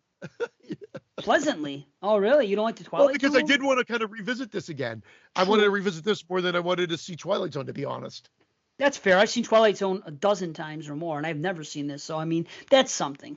That I hear you. And we've kind of been on the Italian kick this summer. Hell, this summer I've watched we watched 3 for this movie, and then I just watched both Suspirias last week, and now this. So I'm on this Italian movie kick, so which is fine. You know, it's the summer of Italy. I'm down with it. It's summer sausage, as a matter of fact. So that's what this is dubbed as now. It might continue. I mean, I don't want to like rinse and repeat. I always seem to repeat myself. I just said, like, there's enough good to recommend, just as long as you know what you're getting yourself into, and that it's a little dull compared to some of the ones we've watched, and it just can't be helped. It's just a little static, and maybe it's because of the fact that they are primarily at one location. They get good use of that location. Of course, you also have the gardener, which seems to be just rampant as the red herring for early slasher films. Right. It's almost become a trope unto itself of the creepy gardener that is supposed to be the killer. Right. And what's his name is in the movie too? Michele Soavi. He's in the freaking movie. I don't know what part does he play though. It says Tony. Who the hell is Tony? It's not the gardener. It's not the lead and it's not the killer. So who the hell is Tony? I was trying to figure it out. Yeah, I don't know. It's not the gardener. Yeah, no, I guess Giuseppe is the gardener. It's Giuseppe. Giuseppe. Unless I'm wrong, but that's what I believe it to be. I'm pretty sure it says Tony in the credits. I looked on IMDb because I saw Suave's name in the fucking thing. Oh, look at this. He's in this as an actor. Okay. So then I went to the IMDb like later on. And I go, who is he? Because I confess I can't remember exactly what the guy looks like. But then, they said Tony. And I'm like, who the hell is Tony? And I kept listening to everybody's name to see if when they said names. And I go, maybe it's the gardener. And then he called him Giuseppe. I said, well, it's not him. Unless I made a mistake. But either way. Well, okay. Yeah. I mean, tough. It's tough. I'm going to say this. I was hovering closer to a 7, but I think 6.5 is kind of like a safe bet. I enjoyed it enough. There's enough scenes that are creepy, more so the end, and that kill is great, but it just is a little too dull for it to reach to that next level. 6.57. I'm good with either option. And a 7 would be for those that really appreciate this type of movie and will be a little bit more patient with it. Well, I'll say this. I had 7.5 written down because I did enjoy it, but I wanted my questions answered. And since you don't know and I don't know, I'm going to say either we're both wrong, and if so, shame on me. But I think that this can't be answered. I don't know. If it can, then their rating for me will still stand. I still enjoyed it. I like a giallo. I like the way it's shot. I like the score. I like the way it looked. Was it slower than I like it to be? Yes. Again, this is why Argento is the man for me when it comes to giallo, and I still haven't seen any other ones that I like as much as his. So be it. But if not, then it would be a 7. Then I'll just say 7 because I want to say that these questions can't be answered, that these things don't make sense. But if they do, someone tell me, or I'll watch it a second time eventually, and then whatever. So that's that. Cool. All right. Well, let's jump right into our second movie from 1983 today, Cujo, directed by Louis Teague, of course, based on the Stephen King novel. Cujo, a friendly St. Bernard, contracts rabies and conducts a reign of terror on a small American town. A reign of terror. Nice. And it's not really a reign of terror and not really on a small American town. It just happens to be a little bit of terror on a farm in a small American town. And I'm not taking anything away from the movie, but that description is a little bit more lucid. I mean, it's just a little off. But man, cover art, beautiful. This cover art was another one, very simple, but it scared me, or it had an impression on me when I was young. Yeah, I have the red lettering with the white white fence behind it. Oh, yeah, it's great. Dude. Cool. I saw this movie probably 84, whenever the hell it was on. It was at that time, though. It was before I saw Friday 3, which came out the same year. So I'm not even sure how that happened. But I remember I was way into Cujo. I even called myself Cujo. My dumbass. I even wrote Cujo in fucking pen on my hand, like you know how Elwood and Jake and Elwood did it in the Blues Brothers? Hate? Cujo, yeah. Dave. Cujo, Dave.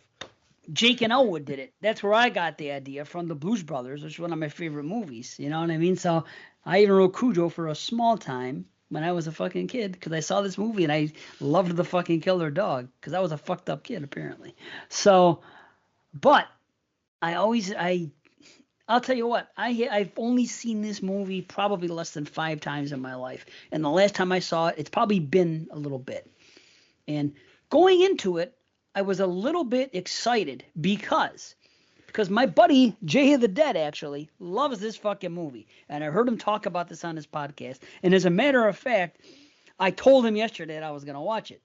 And he said, yeah, a horror parable of betrayal. And I know what he's talking about. I'm going to talk about some of that later, but that was something that he discussed about, and what he likes about the movie is that ultimately, if people weren't betraying each other in this movie, none of this would have happened. I mean, the dog still would have got bit, but all the situations everybody gets in, it's almost like what's the word? What do they say about the slashers? That they were something tale. What's the word I'm looking for? A moral tale or a moral? Like a morality. Yeah, morality tale. Yeah. And if you think about it, just at first glance, you don't think about this. But after the movie ended, Frankie, I told Frankie, I go, if everybody was just focused on what they should have been focused on, none of this happens. You know what I mean? So it's kind of cool. But, I definitely appreciate this movie now more than I have in the past. I think it's kind of underrated. It did come out at a strange time Sorry, Jamie, underrated. But came out the same year. It's Christine in the Dead Zone. 2 other King properties that are more. Think about how many he must have been raking in the cash that year. Shit, huh? Fuck. Well, yeah. He was already raking it. It's Creepshow too, right? Creepshow came out. Fuck. Is that 80? Yeah, 82. It's 83. 82. 82. Yeah. Okay. But still, so, he had. Still. You know, I mean, yeah, he had The Shining in 80. He had Creepshow in 82. I know we're missing something else that must have happened. You know what I mean? When did Salem's Lot come out? I can't remember. Either way. 79, I think. Well, we had already had Carrie, Salem's Lot, but Carrie was, I think, at the beginning, the infancy. Right. Yeah, exactly. And then it sort of. But you're right. You had Christine. Like these were major motion pictures. I don't remember Cujo not being like Louis Teague. He was a well-known director at that time. He actually did the Cat's Eye, which we covered. Was it? No, we did Nightmares. We didn't do Cat's Eye. That's another one. I don't think we've done Cat's Eye, have we? I don't think we have. What year was it? I think it's 84. Huh, interesting. So it might be on the 84 list. Might be on the 84. I think I took it off because it was Nightmares. Whatever year Nightmares came out, but we covered Nightmares. But he directed Cat's Eye. He directed like a bunch of things. Alligator, Nile, I think, or what? Alligator. That was the 1980. So he had a good grasp on creating tension and doing horror. And similar to you, I probably only watched this 4, maybe 5 times because I remember seeing it way back when. Then not revisiting it until we started doing this show. So way back, like back when I watched everything back in the heyday. And then I would say, unless I'm missing a time in between there, then I rewatched it and I didn't like it. I'm like, this movie is brutal. And then I watched it again and I really enjoyed it and was like, what the fuck was I thinking the last time I watched it? I must have been in a bad mood or whatever, because this is great, or a lot better. Like maybe great is a little bit overstatement, but that's the way I talk. And then this time I enjoyed it just as much as the last. So there's some really good stuff here. And I think that's all based on the direction and also the performances, because the performances are solid. And again, like I think it also succeeds because you've developed characters. So it does take a while going, even though we see Cujo get bit fairly early in the movie. And his transition is heartbreaking. I think when sad. We brought it up before, Jamie mentioned, I don't know, because I feel like we brought this up, or at least Jamie mentioned, it always breaks her heart, or she always starts crying. And I got choked up. I got choked up a couple of scenes. Like you seem kind of, especially when he's going after is he going to kill that kid or is he not going to kill the kid? And then he walks away. Like he walked. And that scene is heartbreaking because you could tell like it's like the rabies are taking over, but he's not. He could still like there's still good in him. It's like that Darth Vader moment. But like I mean, like fuck, that's upsetting. It's sad, and then the vicious attacks are just so good. And again, we're talking about the other film pretty much being in a single setting. I'm not saying that you don't go other areas in this movie, because we do follow some of the other characters, but primarily we're at this farm for the attack sequence and for the second half of the film, pretty much. And it's successful. Like the director seems to know, Louis Teague seems to know how to keep the momentum going. Yes. No, I think it's paced really well. It's like, and Francesca, she watched it with me, you know, and because I thought she might like it. And she remarked like halfway through, when we start getting to primarily the focus of them being in that Pinto, and here we are. And she's like, she goes, this is weird. She's like, we had all this character stuff in the beginning, we got this, and now it's just disappeared, and here we are, or something like that. She said, not so many words. She said, you know? Well, interesting. Well, that was set up. That was set up so you would care about them. Or this is what I said. And then, And I go, well, here's the deal. I go, this is smart. Everybody else that's in this cast is either dead or in another town right now. Everybody went. The girl won the lottery and she took her boy and went to go see the mother. The other guys are dead. She wasn't just seeing the mother, right? She was taken off for good, right? I don't think she had. The way I viewed it the last few times, it was that like she wasn't coming back. I know she might make mention of it, but I got the feeling she was gone for good. She was. I know she asked for permission to leave and go out there, but I feel like she wasn't coming back. But you might be onto something. I didn't even think about that, but wow. I could be wrong. I think she was like, I see the light ahead. I can get out of here, and I'm gone. The kid was worried about his dog, But I mean, she was probably thinking it's just a dog. I'm gone, and he can deal with the dog. The husband can deal with the dog and go. And they didn't paint the husband in such a bad light, other than he's like, oh, I got the guys' weekend. We're gonna what was it? Beers. Well, broads, beers, something. Broads, beers, and baseball. And baseball. Baseball. That's what it was. But again, he was going to go with the intention of sleeping with other women. So you have this guy who's going to sleep with other women while he's a married man. Just because she's going somewhere, he's going to take this day. When the cat's away, the mouse will play. He's going to go out here and he's going to pick up these girls and do it. Because the other guy says something about it. Because he's such a catch. Hopefully he takes a shower. Because he's never. That's the one thing. Like, if you're a farmer in this movie, you're covered in grit and grease and like he's just head to toe. Looks like he hasn't showered and he looks crazier than Crazy Ralph. Put it that way. Right. Crazy Ralph is well groomed compared to Mr. Campbell, right? And the other guy, was it Campbell? No, it's not Campbell. It's what the fuck's his name? Damn it, I forgot. I can bring it up. I'll bring it up. They go by his last name. It's not Campbell. I think it says like CRA or something. I don't know. Crable? No, I don't know. Either way. So he was going to go off and do his thing. Okay. Now, so he's going to sleep around. Now, poor D. Wallace. Okay, not poor Camber. Camber. Okay, I said CA something. Okay. Yes, she did do something wrong. Yes, she was having adultery. Yes, she was doing. But she went and called it off. Bad timing. That would happen to me. Just my luck. The guy just happens to be driving by and see them arguing as she's already dumped him. She's already gone and done. Yes, she's made a mistake. I'm not condoning it, but I'm saying, but she's realized the error in her ways and said, okay, I got a great husband and a great kid. What am I doing here? Okay, I can't do this anymore. She just happens to see the guy come out with no shirt on, wrestling with her, in the street there. If that doesn't happen, again, none of this happens. So he doesn't see this. So now, then they go back. Then the problems with the Pinto, and the guy isn't as attentive, probably as he would have been under normal circumstances. Granted, he has this thing going on with the cereal, and nothing wrong here, which is a great. I'll buy that for $1. It's so cool, right? No, but it's so cool, that phrase, because that kind of sums up the film. It's like what they want to see from the outside. Like this guy in his marriage, for example, nothing wrong here, or you know what I mean? Just everything on the outside, they're trying to make it look normal. The wife herself, because she's cheating and everything else, and the dog even, who this dog isn't going to hurt anybody. Nothing wrong here. So if he doesn't have this gimmick going on with the freaking cereal and having to go and save this account, yes, he's distracted, but he's also more distracted because he found out that she's cheating on him, and then this happens. So he's like. He would have been more attentive to her needs, and to his mind wasn't in the right place, and rightfully so. I get it. So he wanted to take that Pinto in to get fixed the day before or something else, and it slipped his mind, or maybe he was just pissed off. He's like, well, whatever.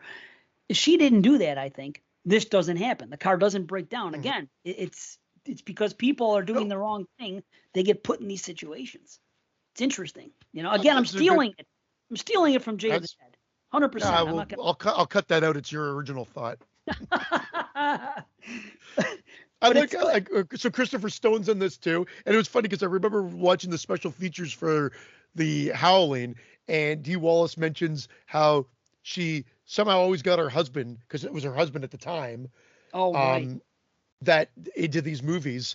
I don't know if they were divorced at this point or not, but he was in Howling and he was in Cujo as the musician that she gets a deep dickin' from.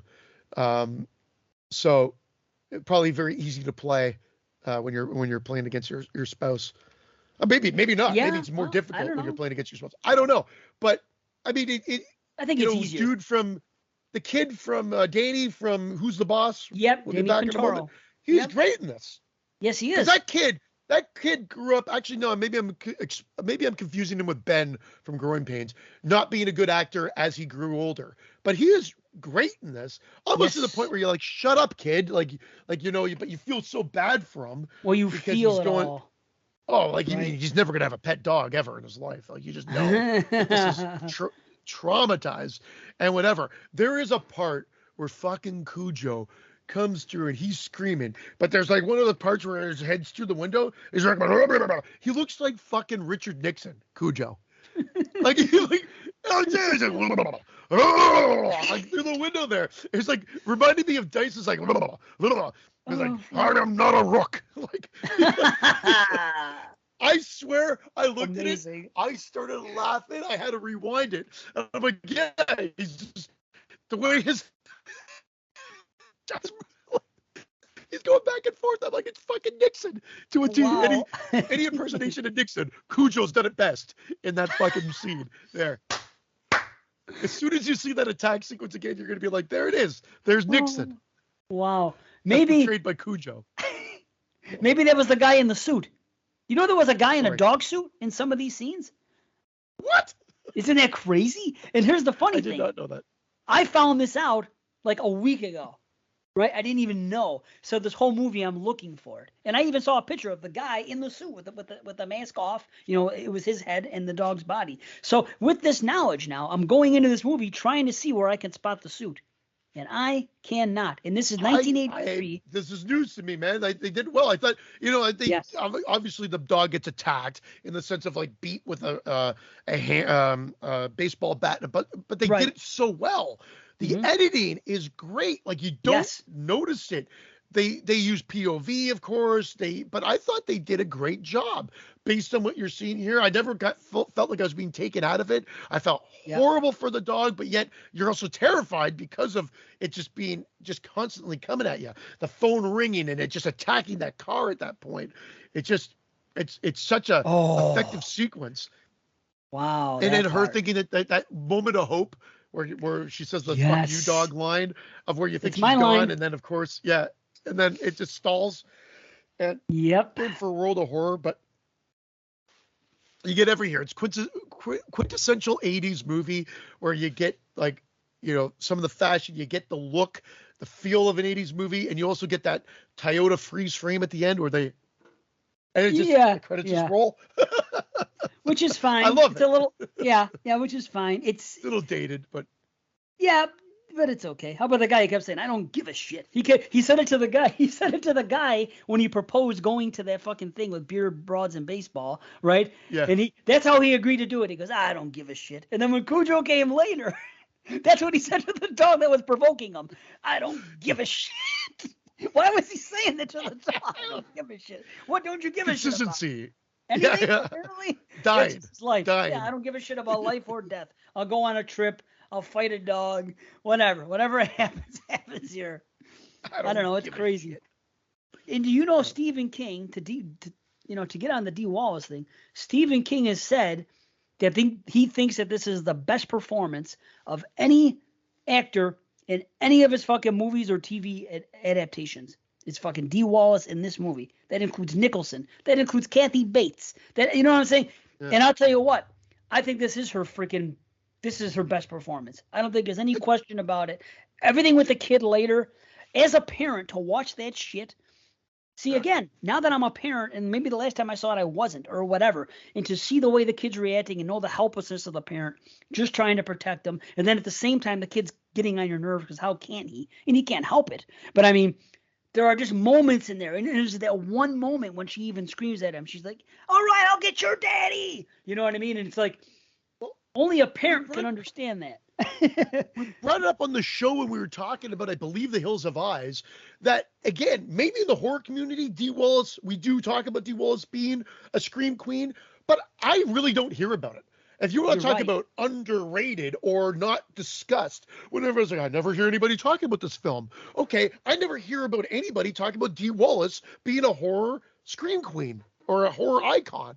I really Jamie. Don't hear people talking about it, except for Jamie. But I'm with then, it. In which case, but no one really does. Like, you're right. You just look at her catalog, whether it be old school or whether it be a combination of just everything. Because there's been a resurgence, kind of like a Barbara Crampton, if you will, with her being in like Lords of Salem, and like there's, but like I mean, this is what I'm saying.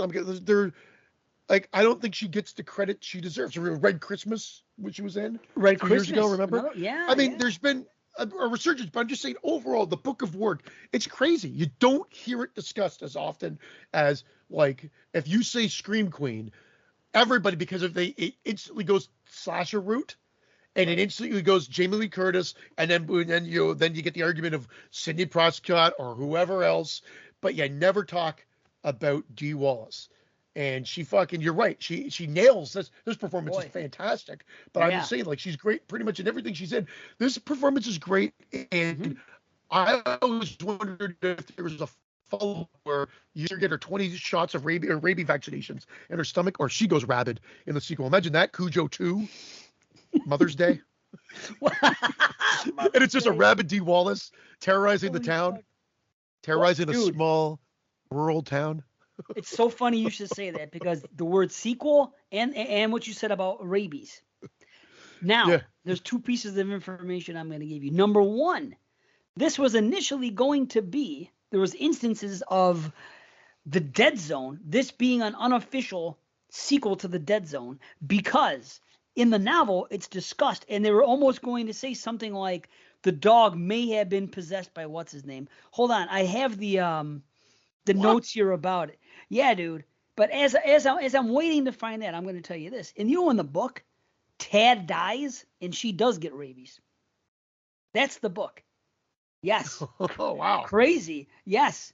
Fucking crazy, huh? Yeah. And then he stops breathing because he's been in the car too long. I guess I can't remember. I read the book when I was a kid. Well, or she feeds into the dog to get away. That. He's in the dog. I'm outie. Oh, amazing. Wow. Imagine that being the ending. Like, the kid's dead and she's just sitting there and you can see her going through the same transformation. Just, that's the last shot. Like, that would be like a Norman Bates, like, shot of there, or Frozen Jack Nicholson. I don't know. Like, that would have been fucking terrifying, but I can understand wouldn't have the whimsical kind of family feel at the end. There's got to be some vindication, and I guess they're going to be a happy family after she gets her 20 rabies shots in the stomach. Right. Well, it's one of these situations. Catch up the house.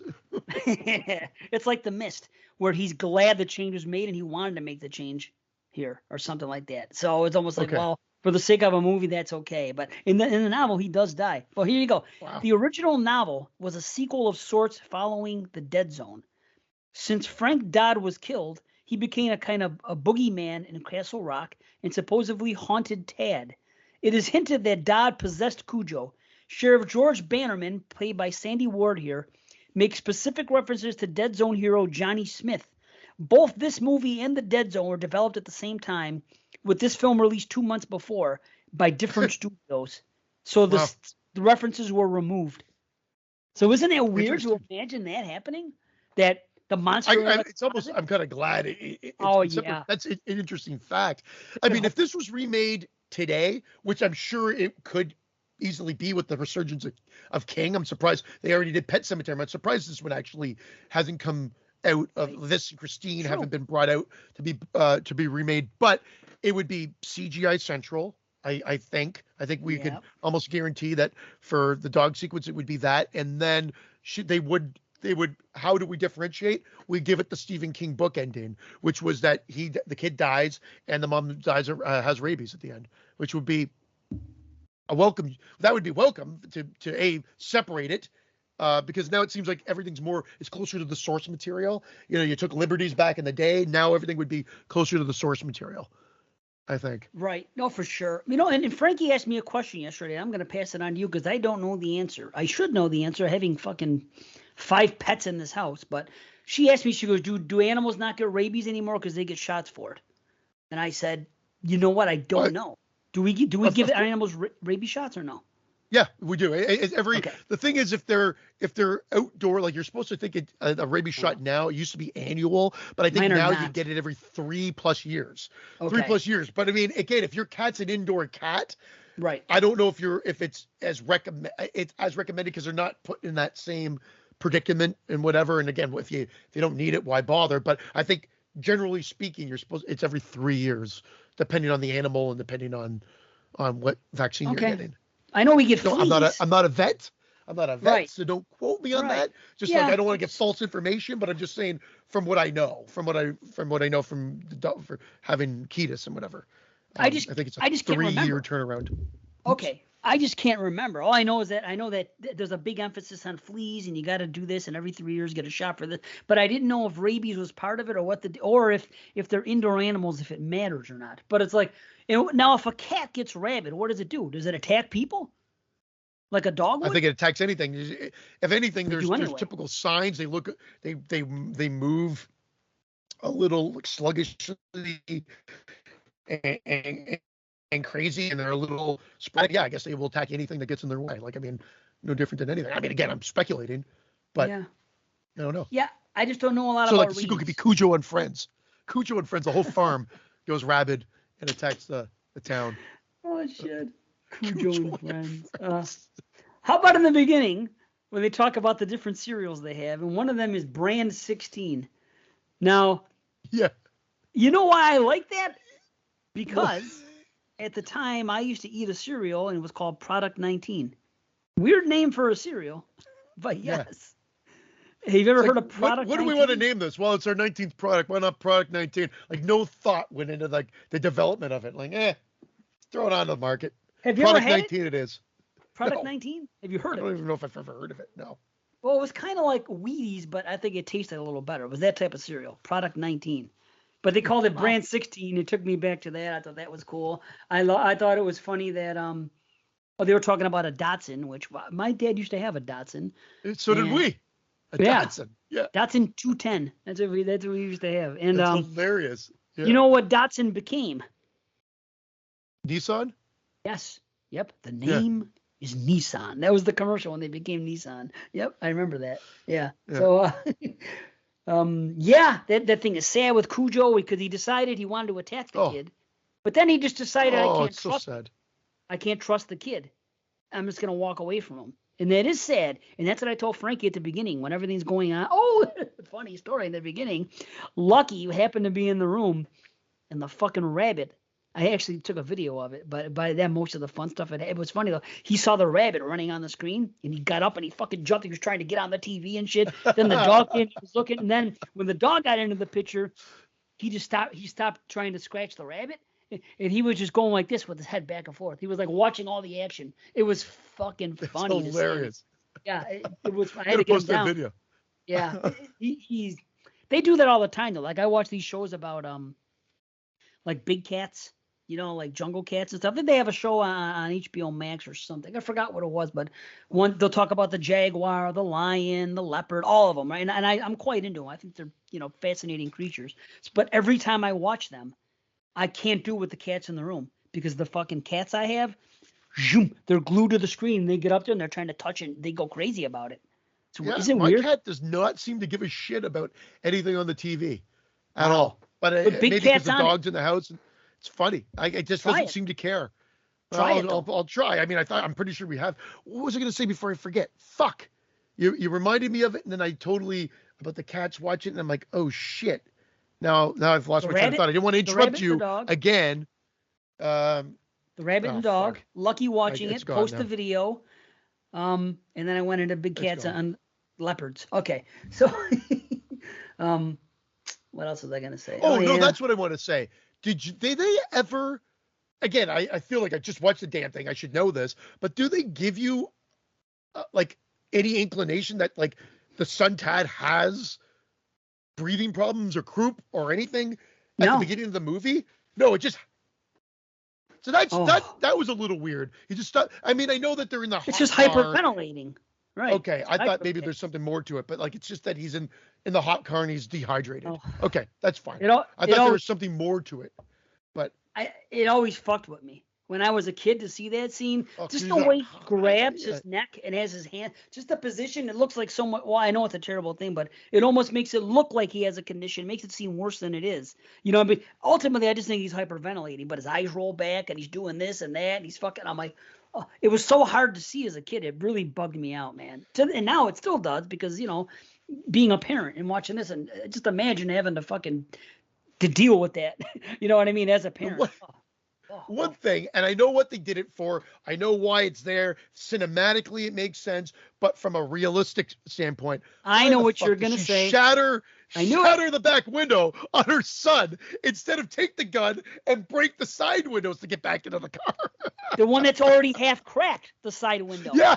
I get it. I know you're in that moment. I've been there when you're in that moment. You're like, I gotta just get this open or done. But the glass shattering on your son might not be the best thought process there or opportunity. It's weird. Cinematically, it's like a release and I gotta just save him. But it could have just been as impactful. No pun intended. She hit the side window. I mean, really. Slow-mo it, and the glass comes out at the camera, and she gets in and pops it, whatever. I mean, I think, anyway, I get it, but from a cinematic standpoint, it works. Just when you think more about it, you're like, stupid. Like, it's your kid. Well, that's what Francesca said immediately. She's like, why doesn't she go to the other window? And I said, yeah, it's half cracked. Makes perfect, and the kid's not there. Yeah. But the thing is, because it's a wide shot, it looks better this way, being that vehicle. Exactly. You can set the camera and do it. But what they should have done is not have that other one be shattered at all. Something else. Or not have the kid laying right in the back. Maybe he could have been like in the front seat or something. I mean, I get it. It just is like, it seems like such a weird decision. Yes. I get it. You're frantic. Yep. You're in the moment. You got to get it done. But the jump scare of when you think Cujo's dead for him to just come back, beautiful. Slasher. It's like still a slasher jump. Oh, it's awesome. Yes. Yeah. And I knew you were going to say that. As soon as you said a problem, I go, because it's so obvious. Why would she do that? But it does look great. So I agree. Oh. But that shit, dude. Wow. And I love when movies play with the false sense of hope, like her about to get away, car stalling.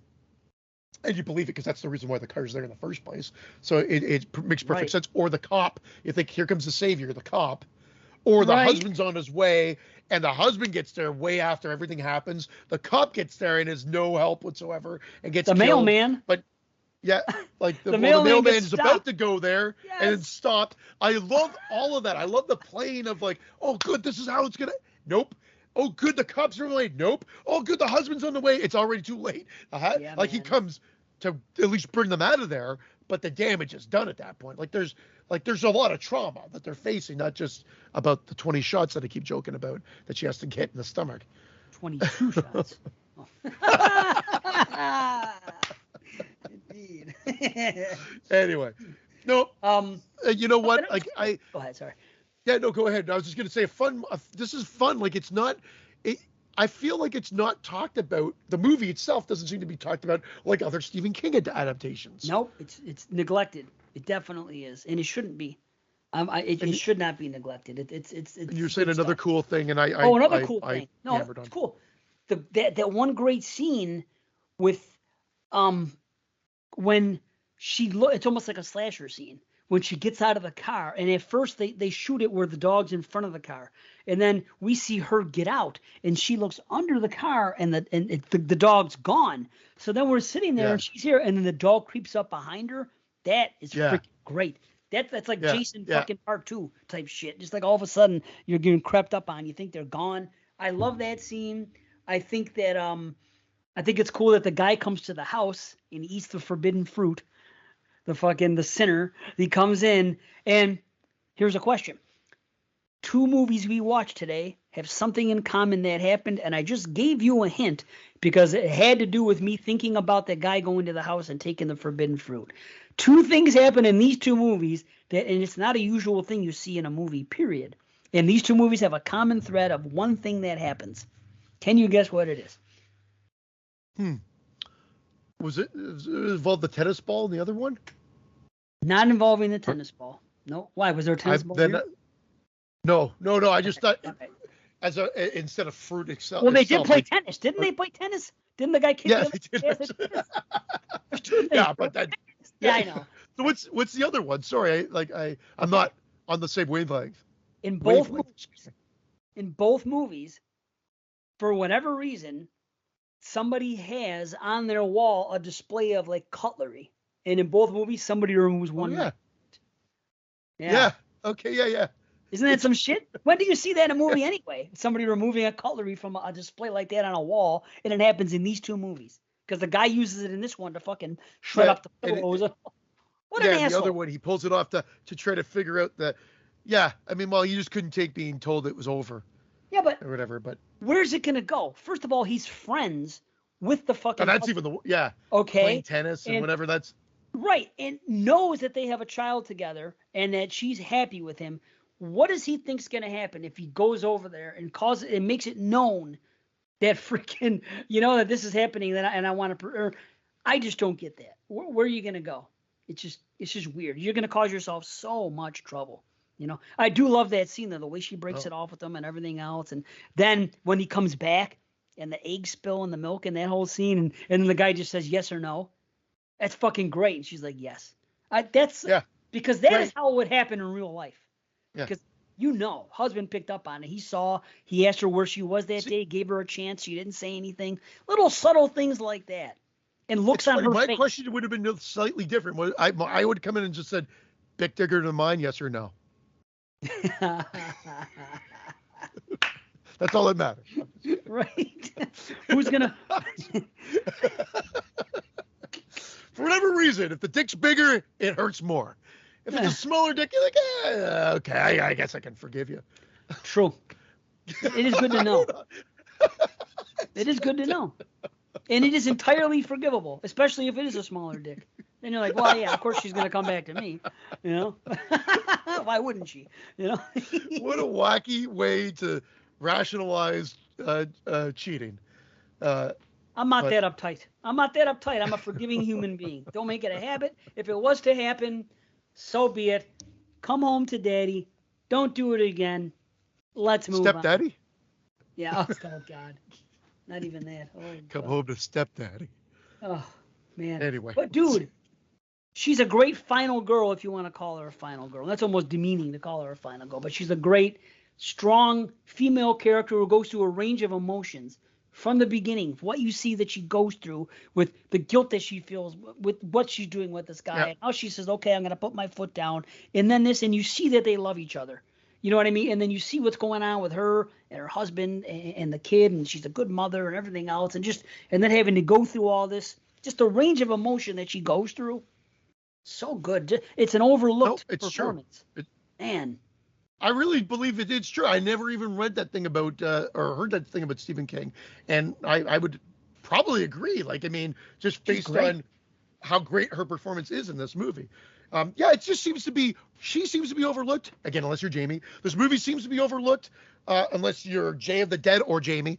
I just don't, you don't hear it talked about. Even in Stephen King adaptations, you don't seem to hear this one talked about as much as quite a few other ones, to be honest. Yeah, I don't know why. And maybe because it's about a dog and no one takes it seriously. But it's so much more than just about a dog. And that's what I think people don't think about, How do people look back at Firestarter? I never knew the love people had for the original Firestarter until this new one came out. No one talks anything about it. All of a sudden, I love there's no love. It's just the offense they take at something being remade again. Right. It's people are fucking just assholes. Again, I have to. We go back to this. I'm not the only one. And to argue this, what difference does it fucking make? Or whether there's a sequel or whether there's a remake, why does it change your opinion?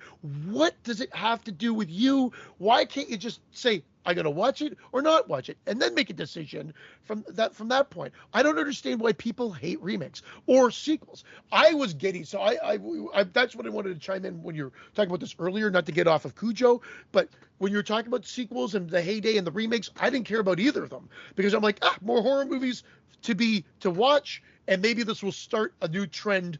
And maybe we'll get other movies because of it. I've never had a problem with them. In fact, I told you, I think I saw Phantasm 2 before I saw Phantasm 1. And I think I saw Evil Dead 2 before I saw Evil Dead 1.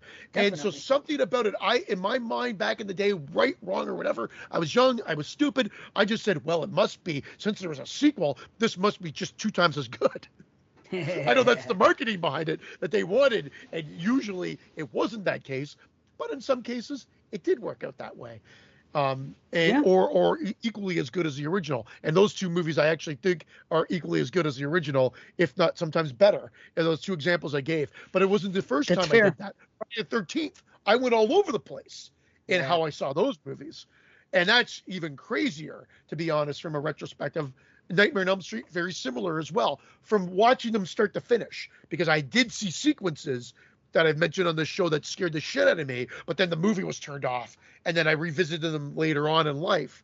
But I didn't necessarily see those movies in the order that they came out. So sequels, there's nostalgia there, and I always get excited. If I saw Fangoria and they're talking about the new one, I was fucking giddy. And then I saw the movie and then said, or wow, that was awesome. Usually it was but like by the time when I watched them, it was at that Friday Nightmare, well, it was Nightmare 4, but I did like that one. But Nightmare 5, Nightmare 6, and then it was Jason 8, and whatever. So all there's anticipation and everything else. But then when you actually got to the theater, sometimes it was a letdown. But I never was like, oh, all they're doing is sequels and remakes.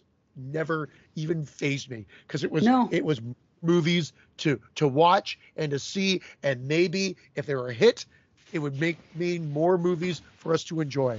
So it was never a problem to me. I never had this raped my childhood fucking mentality that I don't fucking understand. Well, this is the difference. That was the 80s, and this is the fucking 2020s. It's a completely different world. Everybody's a cynic, everybody's a critic, and people love being negative now and critiquing everything. Back in the 80s, people didn't really have the ability to do it, because who are you going to complain to? Your friend that you're watching the movie? Well, this movie sucks, or something. Yeah. I mean, really. I guess everybody's got a voice now. You're right. Yeah, or you can write to Fangoria, and it's in fashion to fucking critique even things that are great because of something. Like somebody said, and I was in Facebook for a brief time again, right? And I thought you rejoined. I was hoping that you just rejoined under your personal name. And I'm still there. I just don't go on. You know what I mean? But it's like I've been flirting a little bit, but keep it cool. But I go in the fish group, right? Fish fans. I see somebody complain today about, and this is going to mean nothing to you. I won't even say it, that they played a song that in recent years, the last 5, 6, 7 years or whatever, that they reserve it. They only play it maybe 2 to 3 times a tour. And sometimes nowadays, they don't play a song. They have like 1,000 songs. You might catch any song on tour. So sometimes you might not catch any song. Like one song you want to hear, the entire tour will not get played once. Then they'll decide to play this one song 3 out of 7 shows, just because they just want to do it. No reason. They do what they want to do. But the thing is, this particular song has been played, I think it's at 5 or maybe 6 times this summer, which I think this guy's exaggerating. 5 at the most now. I guess it just was played again yesterday. But the guy's complaining, okay, it's a banger. I love the song, but man, can't you guys space it out more? I'm like, this is what we've come to. We have this fucking band that is literally playing at their peak 40 years into their fucking career almost, which is unheard of for any band ever. What they're doing and how much fun they're having and how grateful we should be that they're even here. Everybody's into this band because they love them. Now you're going to critique their fucking song choices and what they do per show and this thing. I just look at this shit, and again, I see that and I'm like, you know what? That today I saw that. I'm like, okay, I'm definitely logging out of fucking Facebook. I'm deactivating again today. That's all it took. Just to see the fucking negativity. Because I don't want to say anything to them. I don't want to say, just enjoy, be grateful we have them. You do realize that fucking 20 years ago, Trey was a fucking addict. And we're lucky that this band even fucking, that he got sober and fucking came back and they're having so much fun now in these years. You know, but anyway, not to go on, but that's just one example. They love this band. They are in love. This is their favorite band, yet they're bitching about what they're famous for, playing shows, selections. Fuck you. That's the problem with everything. It is the problem with everything. I mean, and everybody's got a voice, unfortunately. Yeah, but the thing is, in the 80s, people were happier. And you know why? Many reasons, but one of the reasons is there was no fucking social media. There was no freaking 24-hour news. Those two things ruined fucking existence. Really, that's, you know what I mean? And it's sad, but again, try to stay in your circle. Like I said, I see that stuff. I pull out of Facebook then. I see it. I don't like it. So I try to keep it positive. If I see something that I don't like, just like if I know people, if I think someone's a toxic person, I don't talk to them anymore. It's real easy. Mhm. You can do it, but it doesn't make it any less frustrating when you have to deal with it, And how did this get started? What were you saying about people bitching? Oh, just about, again, going back to what you were talking about, remakes and sequels. And that Yeah. I've never had an issue with them. Don't care. They can keep doing them. For instance, I hated the new Firestarter. Hated it. So Hated be it. Okay. But did I care that it got made? Absolutely not. No, Power and you to might it. like. I expected more. I expected Right. more Stephen King movies to be made based off it. I was surprised that we only course. really got Pet Cemetery. Well, we got more. We got Dolores, not Dolores Claiborne. We got the one that the Netflix ones, and of course we got Pet Cemetery. We got the 2 hits. We got Firestarter. But I was expecting to see Christine, Cujo, etc., etc., etc. Coming out, and because why wouldn't they have been coming out if it was such a huge fucking hit? So anyway, it doesn't bother me. Halloween ends, and if they decide to do another one, I'm gonna go see it. It doesn't bother me. I kind of hope they stop here, but I've been a horror fan long enough to know it's a different scenario. It's, now we're going back onto the Cult of Thorn. Whatever the fuck they may want to That'd be do, great. they could do it. So I'm just saying, I don't care.